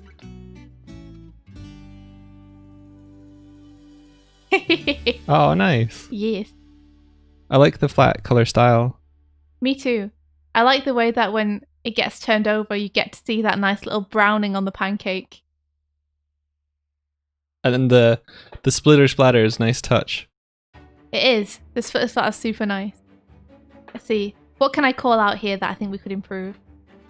I think the size of the ladle initially makes me surprised at the size of the spatula. I feel like the spatula should be bigger. Somehow. Yeah. Like, if I draw how big I would expect a spatula to be next to the ladle here. And then we can see how big the spatula actually is. All right, Thor. Yeah, no worries. You go rest up and have some food. Yes, go, relax. We'll ask you more about the story stuff next time we see you. Be well and merry. Yeah, we should catch up soon actually, because I'm super curious as to what's been happening with the game. Thank you so much for the raid, dude. We really appreciate it. Super appreciate it, yeah. And we appreciate you raiders too. Thank you so much for being here. We hope that you enjoy these animation critiques.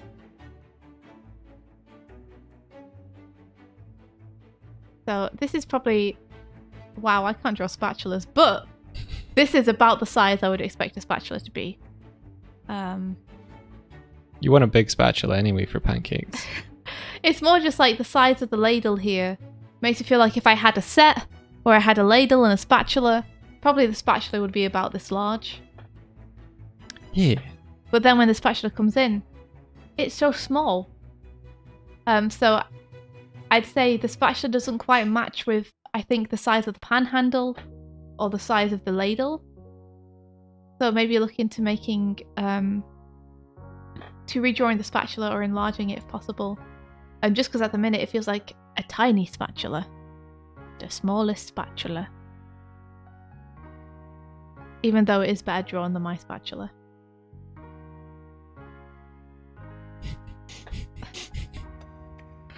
So, this is about the size.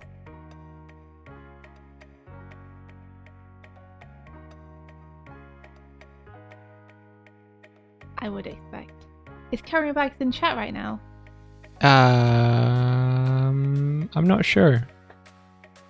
Okay. I don't think so, but In that case, I will add just like a little bit of more context onto this sentence. To be compared to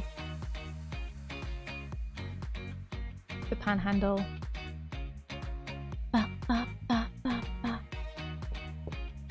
Slash ladle.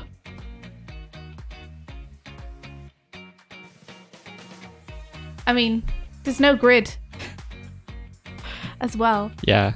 Am That's I all allowed right to, though. am I allowed to call You that can out? you can Or you get can mad call at you me? can call it out for sure. Like grids help to allow us to see where we are in relation to the objects and the subjects of the animation. So if you put in a grid, it's showing our point of view and the relationship of the pan on a surface, etc. So small.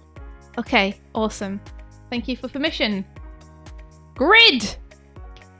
Grid! Give me that grid. Give me that sweet, sweet grid. Show me where we at. Yo, where we at, yo? Show me that grid.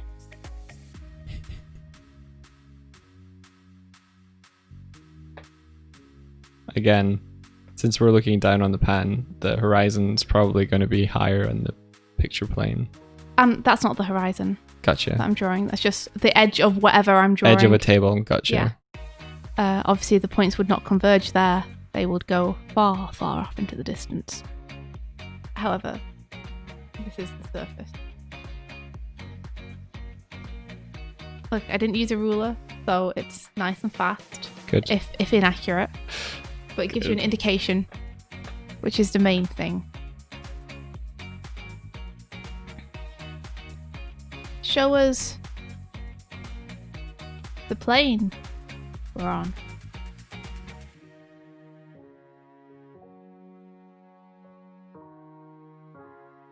Because if you do that and you're collaborating with people, since animation is so collaborative, you could pass that layout to a background artist and they'd be able to know exactly where to put your surface and paint it up for you. But without it, they'd have to guess. Yes. And they might guess wrong! Sometimes it's clearer than other times. I think this is actually pretty clear because the pan doesn't really move. But Yeah. still, it's just good practice to make sure that you know. Alright, let's have a look. We get that paw! I honestly think you could make the paw a little bit slower. Add a few more frames in there, you know? Have it not quite have touched the surface yet. I think that would be fun. Give paw a few more frames. It's thick after all. It's thick batter. Yeah, it's gonna So it'll take a little bit longer. have those grabby hand bonds that keeps it from falling. This grabby hand bonds. Yeah. Getting physical with me. As in, you're talking about physics. Yeah. Okay, so this is a pet peeve that I have when it Or- comes to a lot of pouring Alright. animation. Mm. And it's when you can see that the pour is happening because the top and the bottom things are changing. Mm. But because the string of liquid in the middle isn't changing, Mm. it doesn't really feel like the pour is happening. Especially with a thick viscous liquid like this, there'll be like a thinness and a thickness to the pour itself, like this part, that will dither and change as like thicker parts of the batter slide down and thinner parts like are pulled back up to the spatula. So just make sure that just as much as you're adjusting these drawings here, you're actually also adjusting the middle one. Also make sure that you don't lose the thickness of the edge of this spatula here. Like, the pour would still be... Still be going over the lip of the spoon. Yes, exactly. The lip of the spatula still needs to be shown. The spoon. Yes, sorry. Is there a word for the type of spoon that you use to do this? It's a ladle. Sorry, Yeah. That's what I meant. A ladle. That's the word I'm looking for. Not a spatula. I'm just obsessed with spatulas now. Hey Will, how's it going? What you could do with the background artist for today's work? Are you working on Mooney's thing? Or are you working on something else?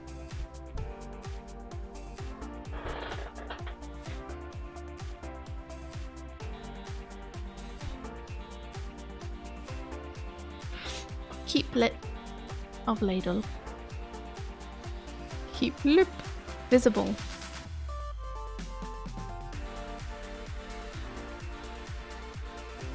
Oh, cool. Thin and thick.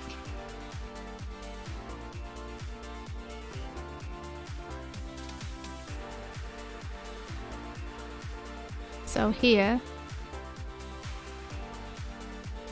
you want to again make sure you're keeping the lip. And then let's thin this out a little bit.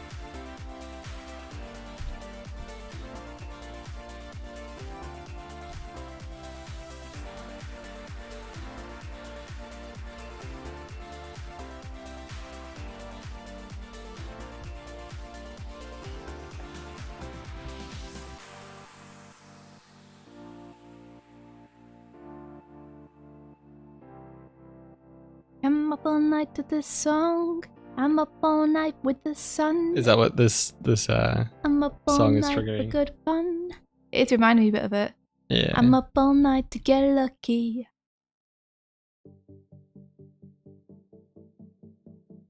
So if they're going for a flat color style, maybe Yeah. they could add little bits of like highlight or something towards the edge that lets you see, because you're putting in those red lines to Well- show where it's hitting the top of the surface of the batter hitting the pan. Yeah, but you don't need that. Okay. That's just so you know. Like, Okay. this will work perfectly well in flat color. It's just important that, like, as the person animating it or drawing it, that you know where That that's you going to know. hit. Yeah. So these are more like planning and thinking drawings, yeah? Well, these are just outlines, Gotcha. essentially.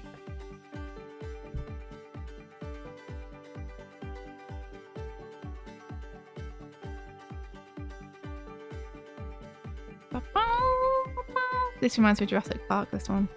It's a dinosaur. Oh, it's a dinosaur.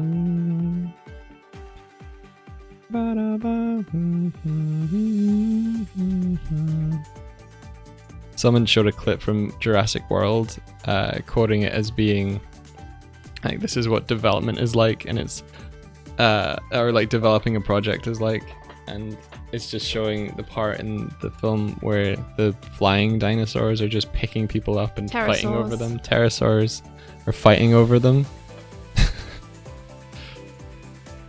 It made me lol.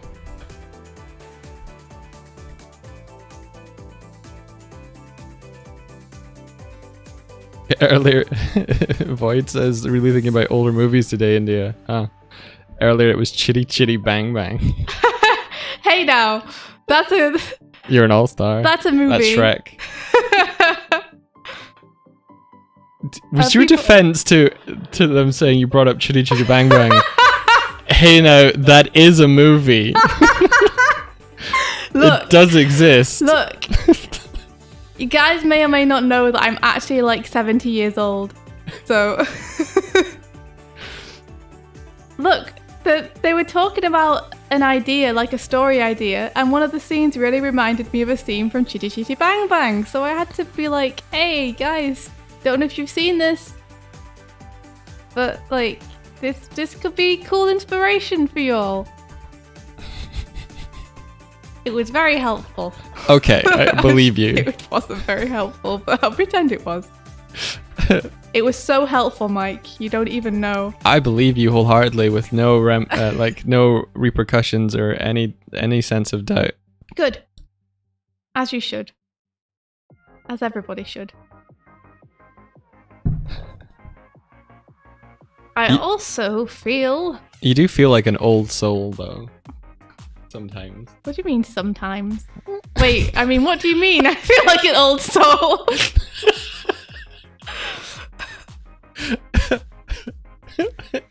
Because, like... Yeah, I think a little bit of the batter would be left in the thing. Because it's impossible, right? You guys have tried, right?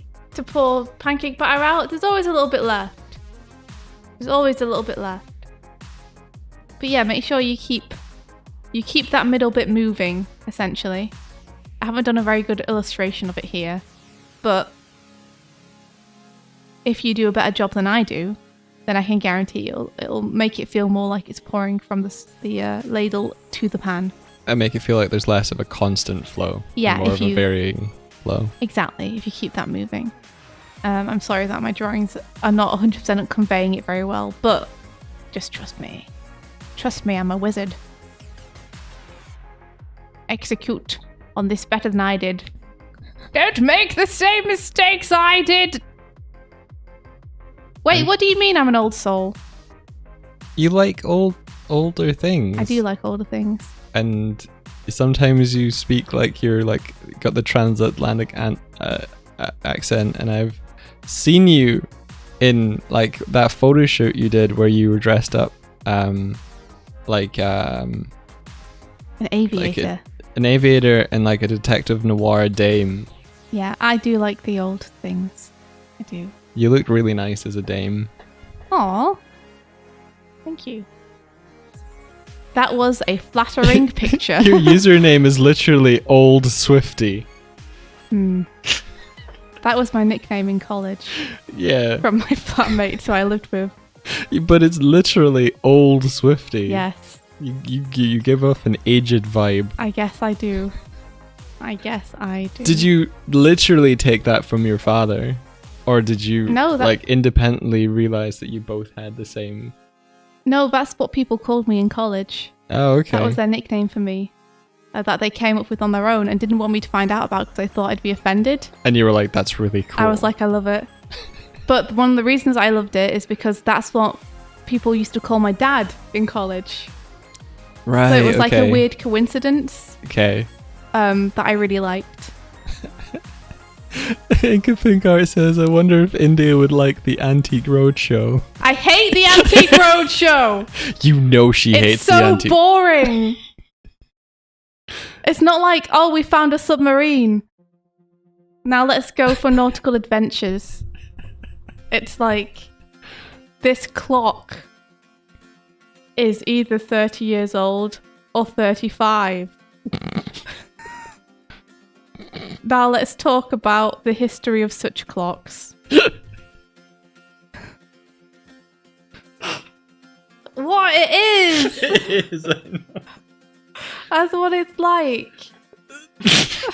They're fucking triggered. I need a drink. I'll be right back. I can feel my throat. Okay, so the second bit of critique I have for you, aside from the stream, keep it moving. Keep it moving. Keep it moving. Imagine it's a grooving to the beat inside your mind. Keep it moving. Keep it moving. So we see the batter spreading here. And it stops and the ladle goes away. And then you have it spread more. I think if you're going to have it spread more, either have it ease out of this. So you, from where it's spreading out here, you continue it spreading until you get to your final key pose.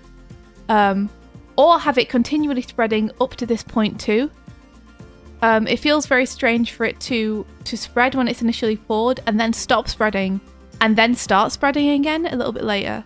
So just either make that movement consistent or move that a little bit earlier so it becomes the end of this spreading motion here.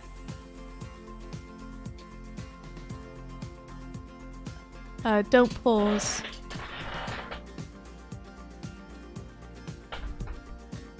After the batter starts spreading.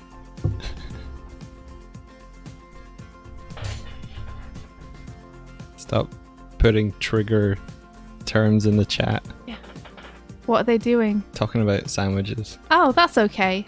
That's alright. I thought they were talking about the Antiques Roadshow. Well, they did talk about the Antiques Roadshow. They did. I found this crayon behind the sofa. How much is it worth?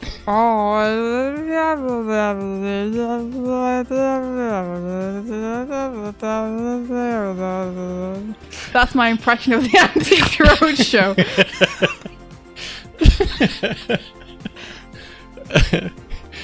It's what, £5? I'll give you 4 for it. Well, 40 pence. Or it could go for 70 pence. Let's find out in the auction.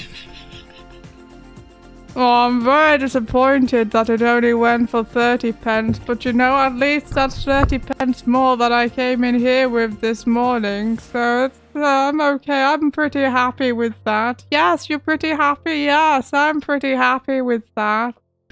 No.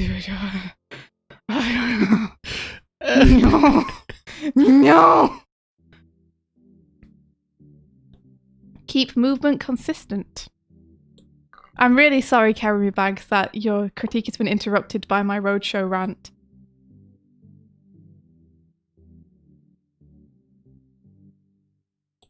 I'm putting my noise filter down to like 15 so it doesn't pick you up anymore. Pick me up It's still picking you up. before you go. Microphone, what are you doing? Don't leave me hanging on here like a yo-yo. He never laughs at me anymore, guys. He never finds me funny anymore. I think this relationship's finally come to an end. Nothing we do surprises one another anymore. I showed you that gif, that video of the 2 cats, and it's like when people ask me what marriage is like. It's got Maru in a plastic container doing a somersault, and the cat next to him is she's just deadpan, just like, this is my life now. Yeah. And the Maru's like, look what I can do. It's just a somersault and squish. That's us. With this bit where we get the spatula underneath, I think it would be nice to either show the entire pancake shifting a little bit as it detaches from the bottom of the pan. Mm-hmm. So that we get the entire thing shifting over to the left.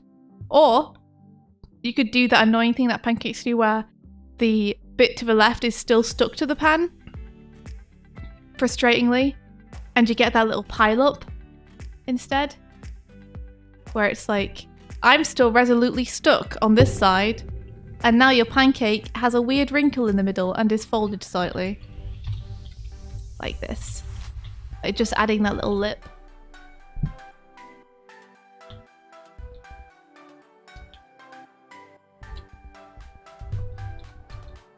Who you typing to? The chat.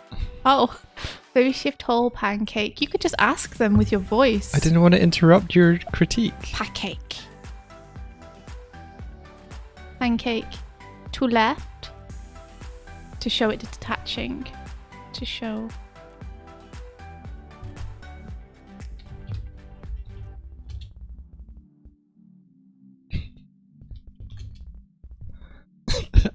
tried to type okay good and I wrote okay god.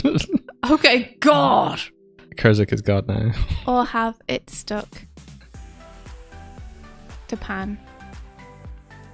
Okay, as long as it's not too like too kind of India talks and you hear her twice, then I'm okay with it. And do that annoying bunch up thing. You know the one. The thing that happens to every single pancake I ever make.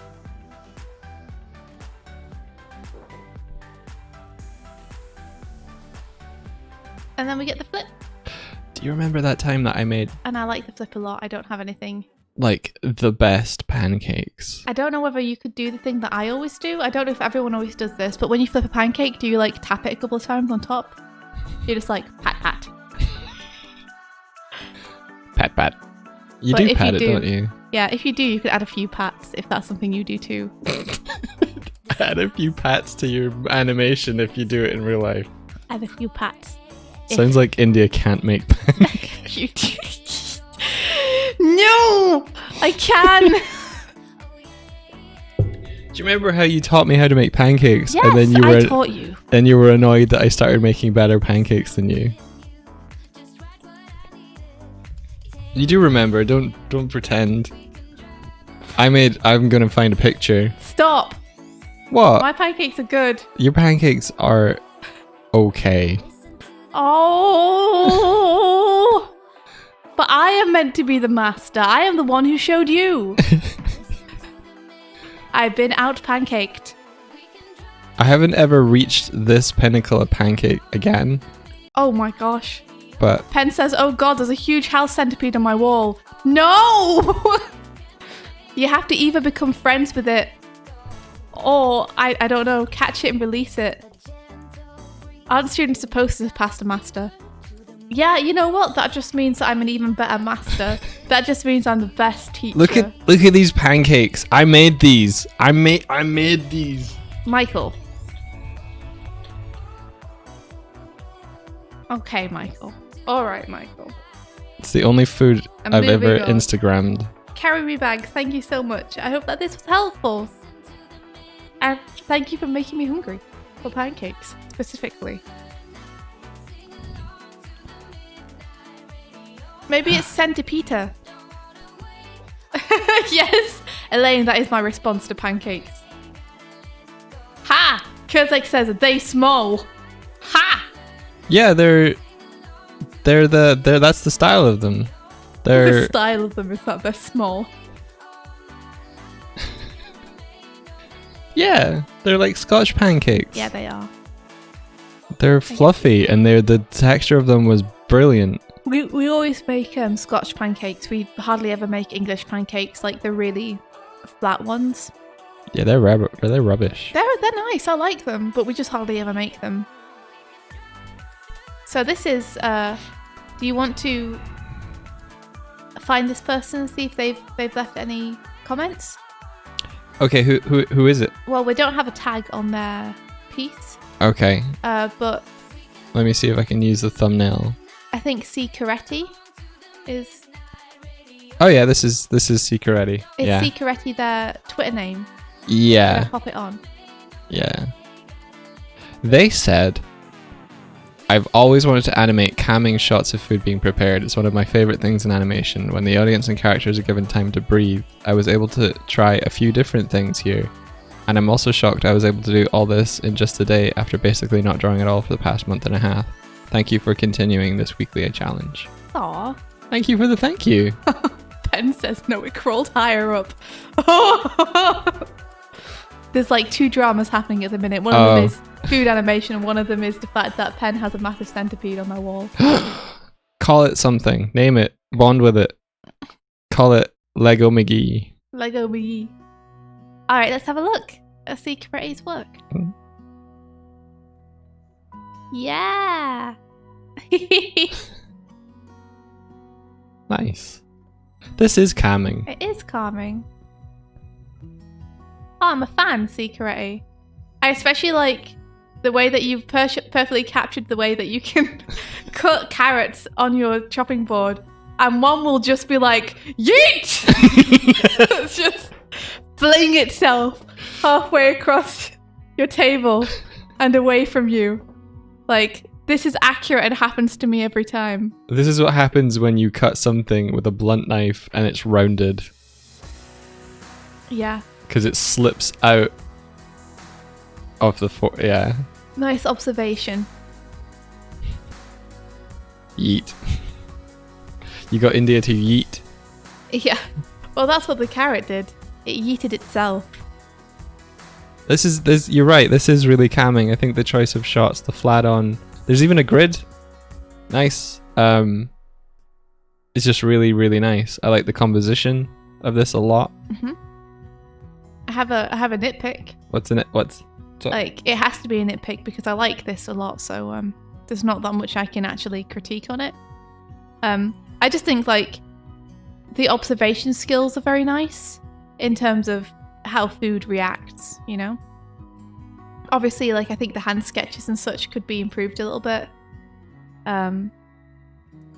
We could have a few more frames here instead of just rotating the hand drawing around. Yeah, the overshoot of the knife is nice as well. Yeah, I like that. My critique was going to be that if these 3 carrots are different sizes, then you probably wouldn't finish cutting them all at the same time. If that makes sense. You get where I'm coming from, Mike? So what are you saying? Did you hear me? Or do you just not understand? You wouldn't cut them all at the same time with You wouldn't the knife. finish cutting them all at the same time. Yeah. Because we essentially have, I'm assuming, we have this going on. And your knife is cutting into them like this. Yeah. Like, to me, you would finish this one first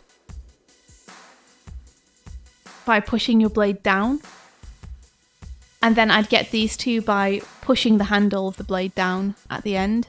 I like that motion. Does that make sense? Yeah, I think so. So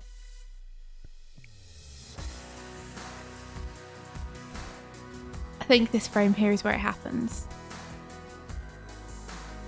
The frame before is where it happens. So let me just move this over here. So I think the knife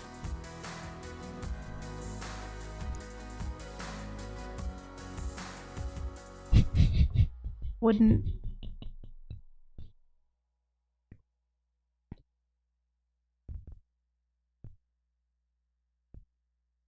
Is coming for you, Void. It's gonna drop. No, don't say that. That's so terrifying.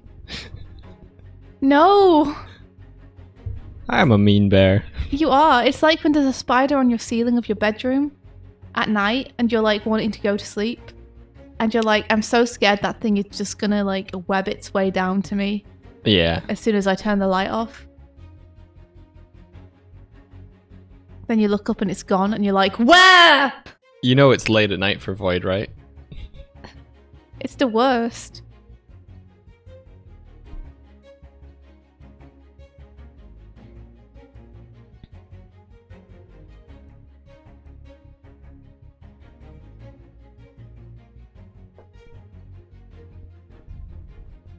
Josie, no!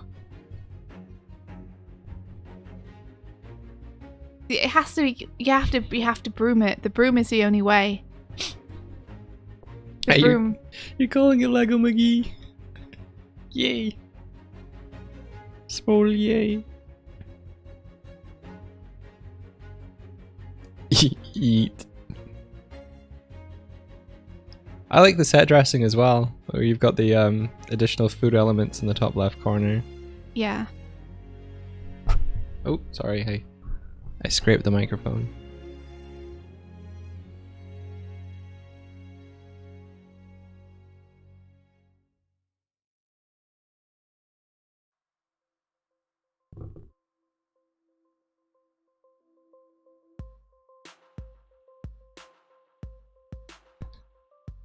So yeah, and then I think you'd bring the blade fully down to finish cutting off those smaller carrots.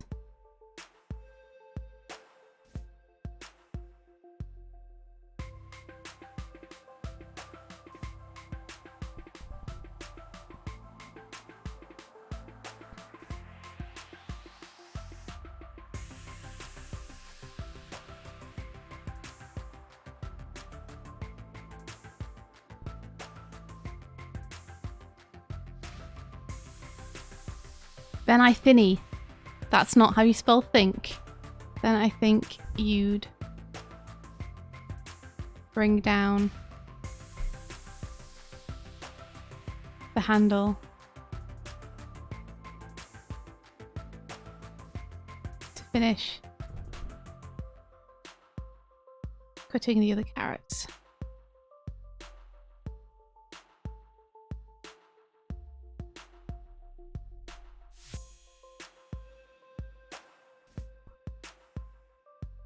Carrots! Oop. Then we have this, which is really nice, just like steam. It's very calming just to see the number go up. That is cool, yeah. Yeah. I mean, I'd say obviously I think you could take a closer look at fire. Yeah. And the shapes of that, because they feel very even at the minute. And if that entire thing is the fire, the I don't know what you call it, the hob, it would probably be more like, it'd wrap around the solid surface of the bottom, yeah. be more like this kind of thing. Speaking is from someone whose father has one of these. It's more like that kind of thing.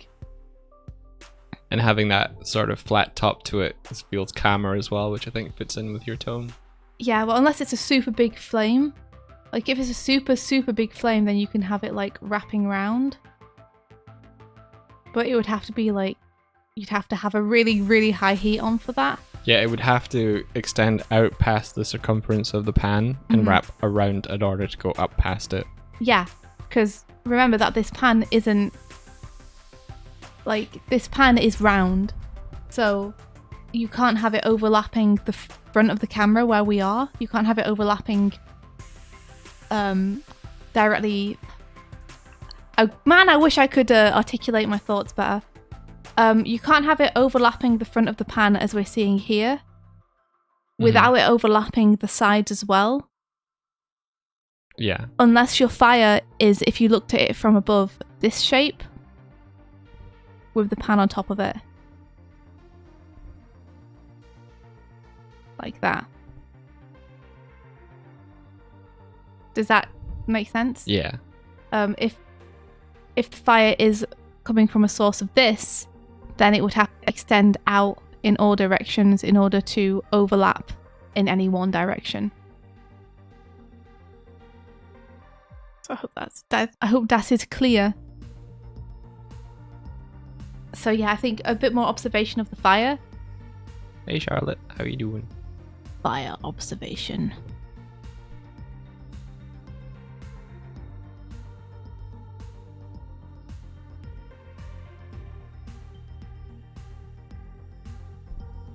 I like the steam. Steam is nice. I can tell it's a cycle, so again, just to make it feel more organic, it might be worth changing up that cycle a little bit.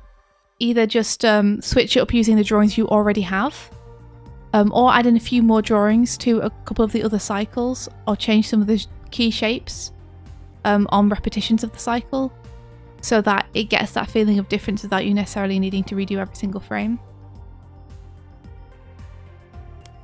Oh, who's going to bed? Everyone who's going to bed, night night. Yeah, good night. I'm not sure exactly who's going because there's lots of nights in the chat, but everyone who's going to bed right now, thank you for being here and night night. It was Radney. Hey, it's Radney. Oh, night night, Radney.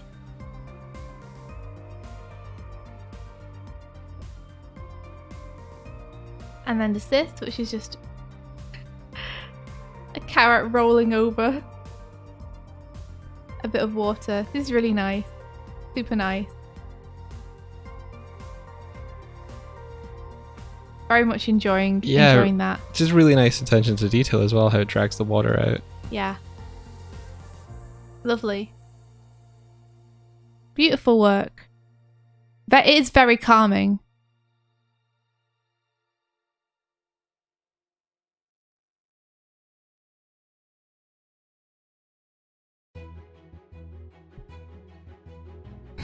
Observation doesn't have an eye there.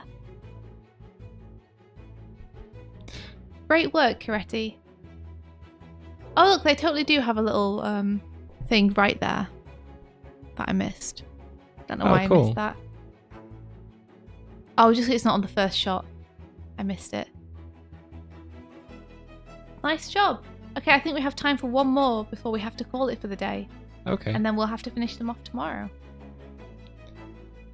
Alrighty. Alright. I'm gonna close the submission form. Porky Boy!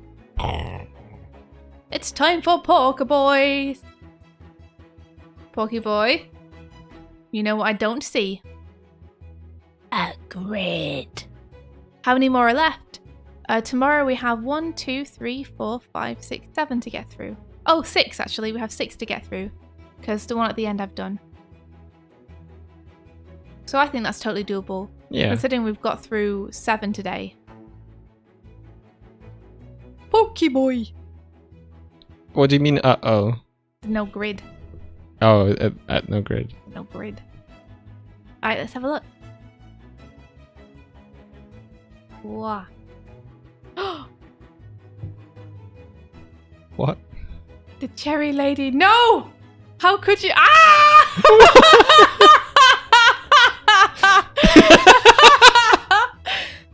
That's amazing. Also, look how accurate this is.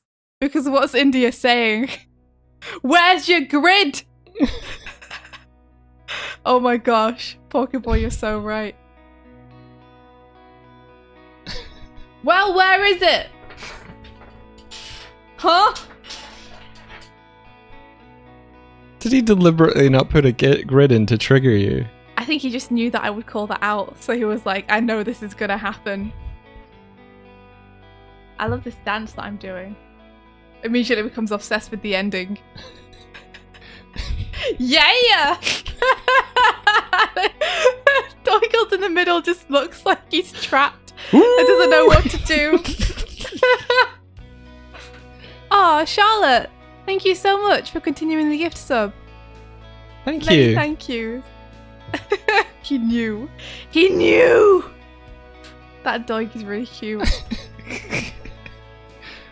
Oh my gosh, Boy, though, you always do something unexpected. And I'm not even talking about the Doig and Swift at the end. I'm talking about this whipped cream lady. This whipped cream cherry lady. Wow. Okay, I'm going to focus for now just on the cake.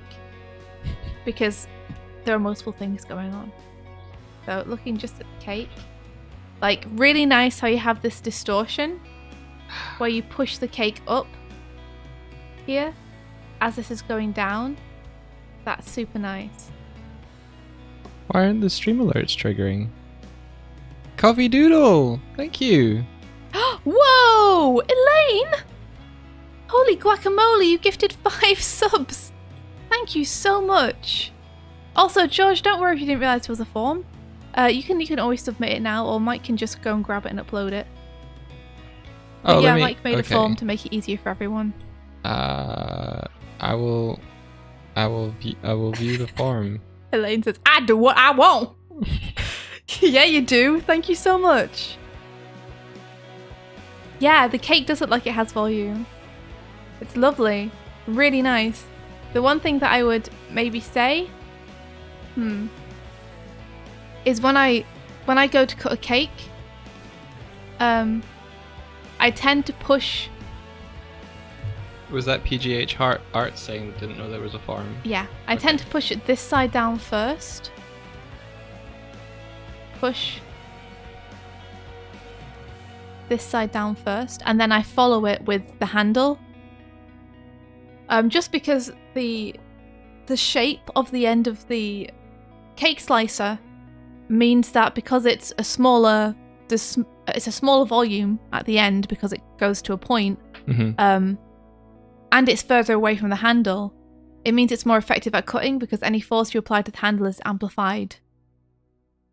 It's essentially the most efficient point for cutting into something with, which is why people tend to push the point in first and then slide the rest of the knife down afterwards.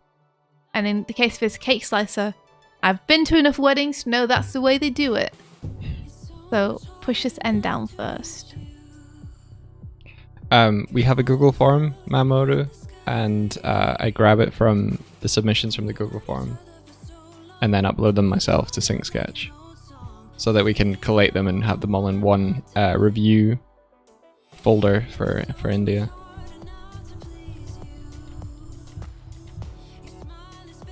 Beautiful distortion.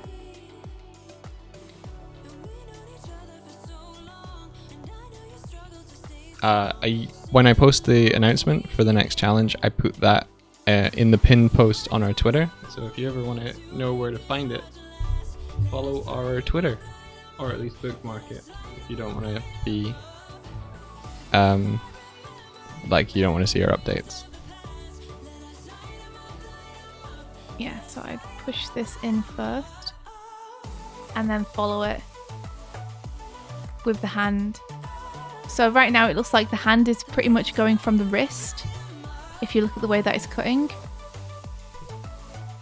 Yeah. Which I don't think is the way you would cut. You would push it down with your forearm. Yeah. So it would be more like the wrist would bend here.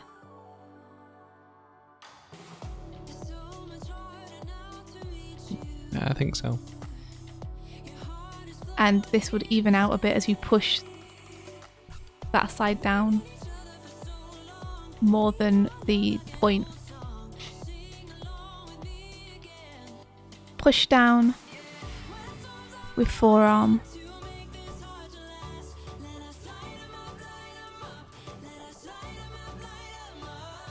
Rather than wrist.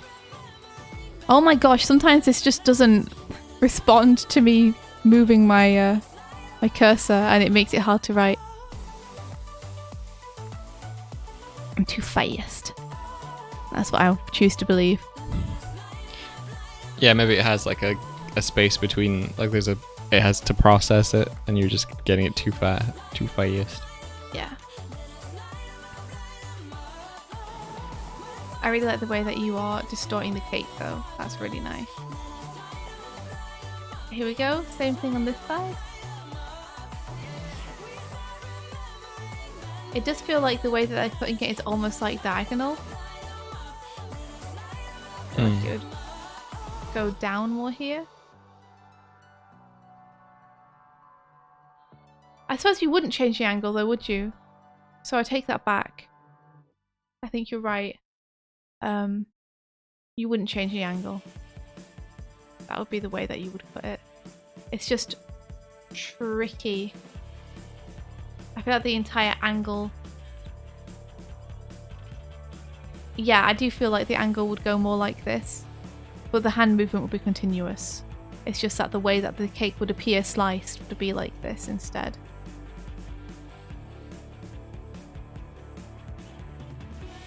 Because of the change in plane between the side and the top. Yeah, I think so. Even though it's one continuous movement, because of that difference in plane, it would still appear that the angle changes there.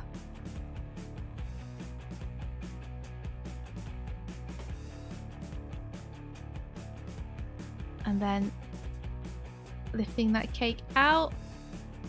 I feel like you start to move it to the side too soon after you've lifted it up. Like it would be smushing into the rest of the cake.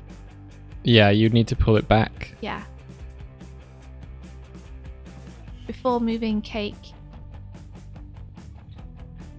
Before moving your cake left, move your cake backwards. Move your cake to your face.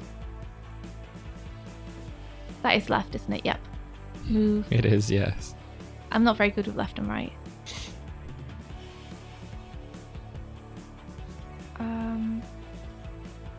Move backwards. so it doesn't smush the rest of the cake. Preserve the cake.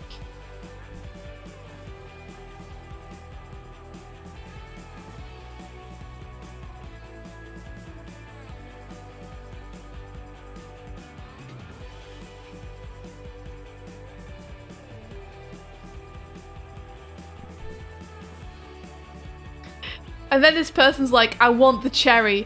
Give it to me. I require this. I like how she just erupts.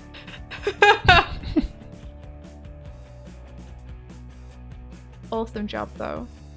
Nice change in angle there on the cake. Yeah, that's nice.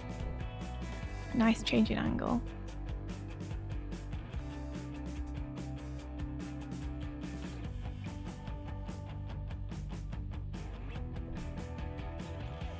Cake looks real good. It's a 3-tiered cake. It looks like it's got some kind of like cherries inside it or fruit. I think those will be cherries. So let's see. When it comes to the little lady, this is all real nice. I feel like I would like the volume on the dress at the bottom to distort more there. Because I'm assuming that all this whipped cream is like going up and turning into this lady. But it doesn't feel like the volume at the bottom changes at all, really. So I think if you change the volume at the bottom here, it would make it feel more like the whipped cream had been pulled up into the form of this lady. It's all about maintaining that volume, innit? I was going to hold you back from... I know you were, I could sense it. But you're too late, I've from started. this part, but you're talking about like whipped cream volume, so I'll allow it. Thank you, Doigles. Distort volume here.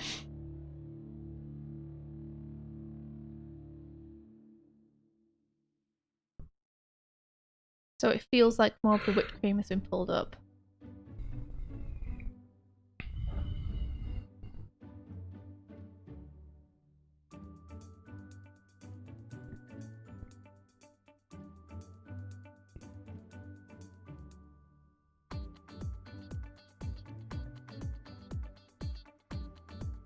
Has been pulled up into the lady form.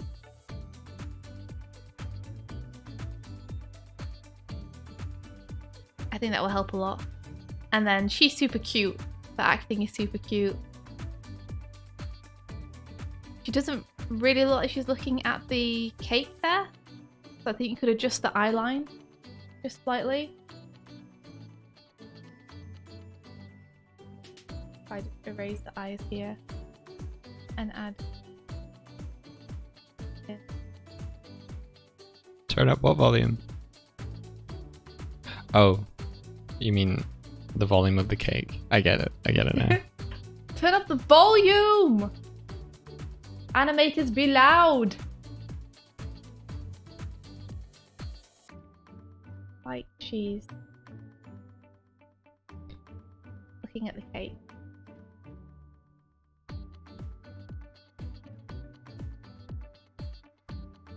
So just eyeline.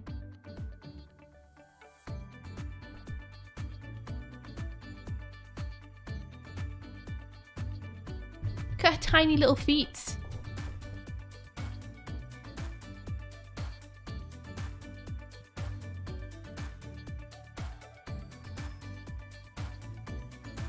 Oh, poor lady. She doesn't want him to take it, but there it go.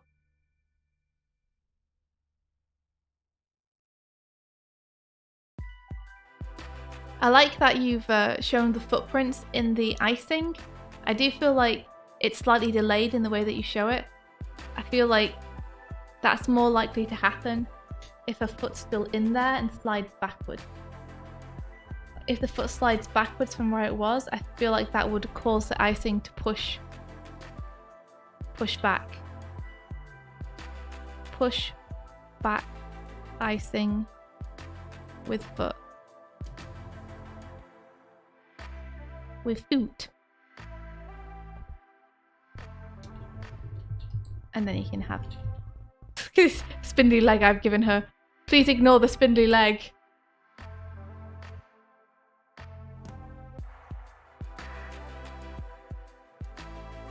Yeah, I feel like the foot needs to be responsible for pushing this icing back. Because basically, I feel like the icing doesn't feel thin enough to react like water. It feels thick enough that it would need something actively pushing on it in order to distort its shape. Especially when it comes to something as light as this little lady. And I'm assuming she's light because she's not sunk into the cake yet. Yeah. I feel like if you want to distort the icing on top, she would need to actively like slide her foot backwards in the icing. Unless the icing is as thin as water, I don't feel like it would make a splash. Peter Steves asked, would you say to treat the icing like it was snow? Yeah, I think that's probably a good instinct. Yeah. I think that's a good way to put it. And I may steal that and use it in the critique right here.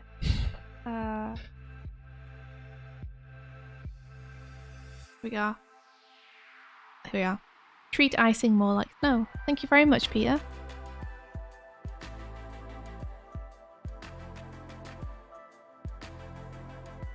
That reads as king. Treat king! To me. Yeah, I get you.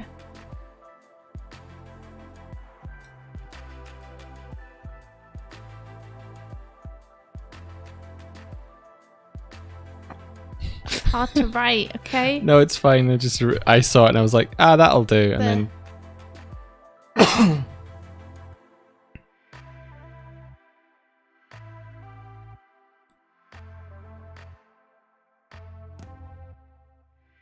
yeah, I'll put slash mud. Thanks, Darkbolt.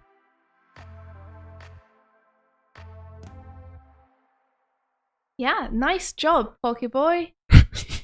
Heck yeah. just saw that bear head again. Oh! Oh! Yeah, we'll have to continue these critiques tomorrow so I can get on with the mystic crystal work that I have to do today. Alrighty. But you guys, this is so fun. Thank you guys so much for submitting for this challenge. I'm sorry if I didn't get to you today, but we'll give you like proper critiques tomorrow. Are you I giving? don't want to rush it through. Are you giving the new challenge today or tomorrow? Is it okay if I give it tomorrow so I have a bit more time to think? Sure. A network error. Is that hopefully that's just on my stream side and not on the stream itself. Still looks live to It me. was a yummy session. I'm going to think of something super fun for us to do the next week. Does anyone have anything in particular they would like to practice or get better at in terms of animation? I have an idea. Like, do you guys want to push more your acting, your composition, your action animation, your spacing? Like, what is it that you would like to push yourselves with? And I'll use that to kind of bounce off onto the next challenge.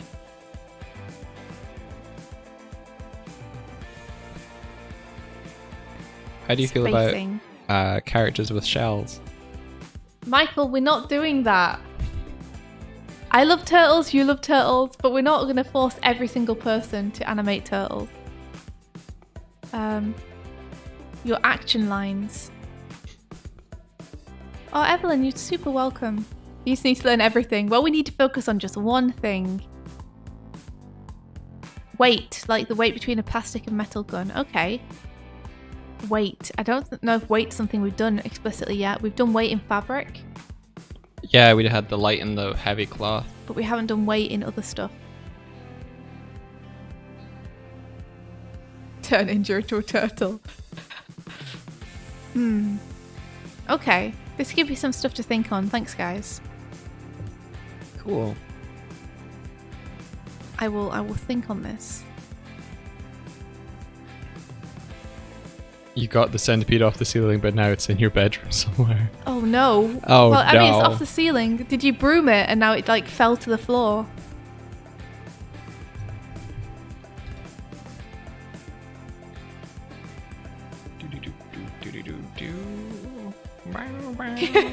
pen. Yee, I broomed it. Congratulations. I'm proud of you. You done broomed that centipede real good. Your cat is chasing it. Okay, well now it's the cat's problem. So that's okay. The cat will eat it.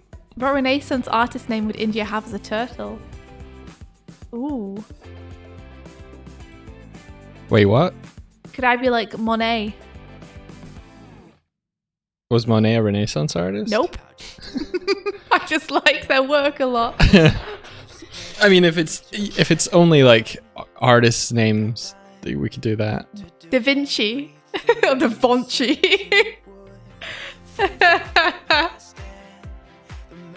Da Vinci. Da Vinci's pretty good. I mean, I feel kind of bad taking any of their names because they're all such geniuses. Let's see.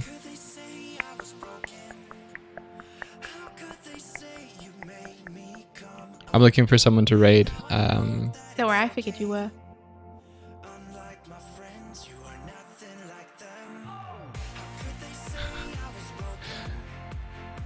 Oh, Clyde is on apparently. Yeah, we could read Clyde. Wait, did I say Da Vinci? When did I say that? Oh no! Did you say Da Vinci? India, well... Leonardo da Vinci. Da Vinci. I want to raid someone. Evelyn, you saw this adorable little baby turtle who's born with an exposed heart. Oh no! Oh yeah, I saw them. Her name is Hope. Their name is... Yeah, I was gonna say that. Aw. Da Vinci. Okay, we're raiding Clyde today since he's the only one who's doing animation. Yeah, Leo is already Da Vinci. Unless he's Leonardo DiCaprio and just everyone assumed because his brothers were named after Renaissance artists. Raphael, Donatello, Michelangelo, and DiCaprio. Alright. I'm setting us up. I'm putting us into the outro. This is it. Thank you so much for submitting today. We'll be back tomorrow and we'll let you know what the challenge is. Wait, did Rembrandt, good. A good one. Oh, he's good, he's good.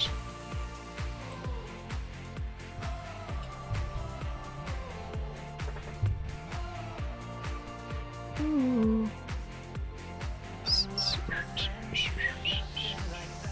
Initiate the raid. It's done. Hey, awesome. Well, night to you guys who are in the US and it's super late for. Good morning for everyone who is in Europe. And wow for everyone in between. Everyone have an awesome day and enjoy Clyde's stream. Yeah, If thanks so you're much. gonna go there. Thanks for hanging out with us and submitting Annie Mornings, and we'll catch you tomorrow. We'll finish off those critiques. Thanks so much, everyone. Take care And may the rest of your day. be filled With adventure. Take care, everyone. Bye bye.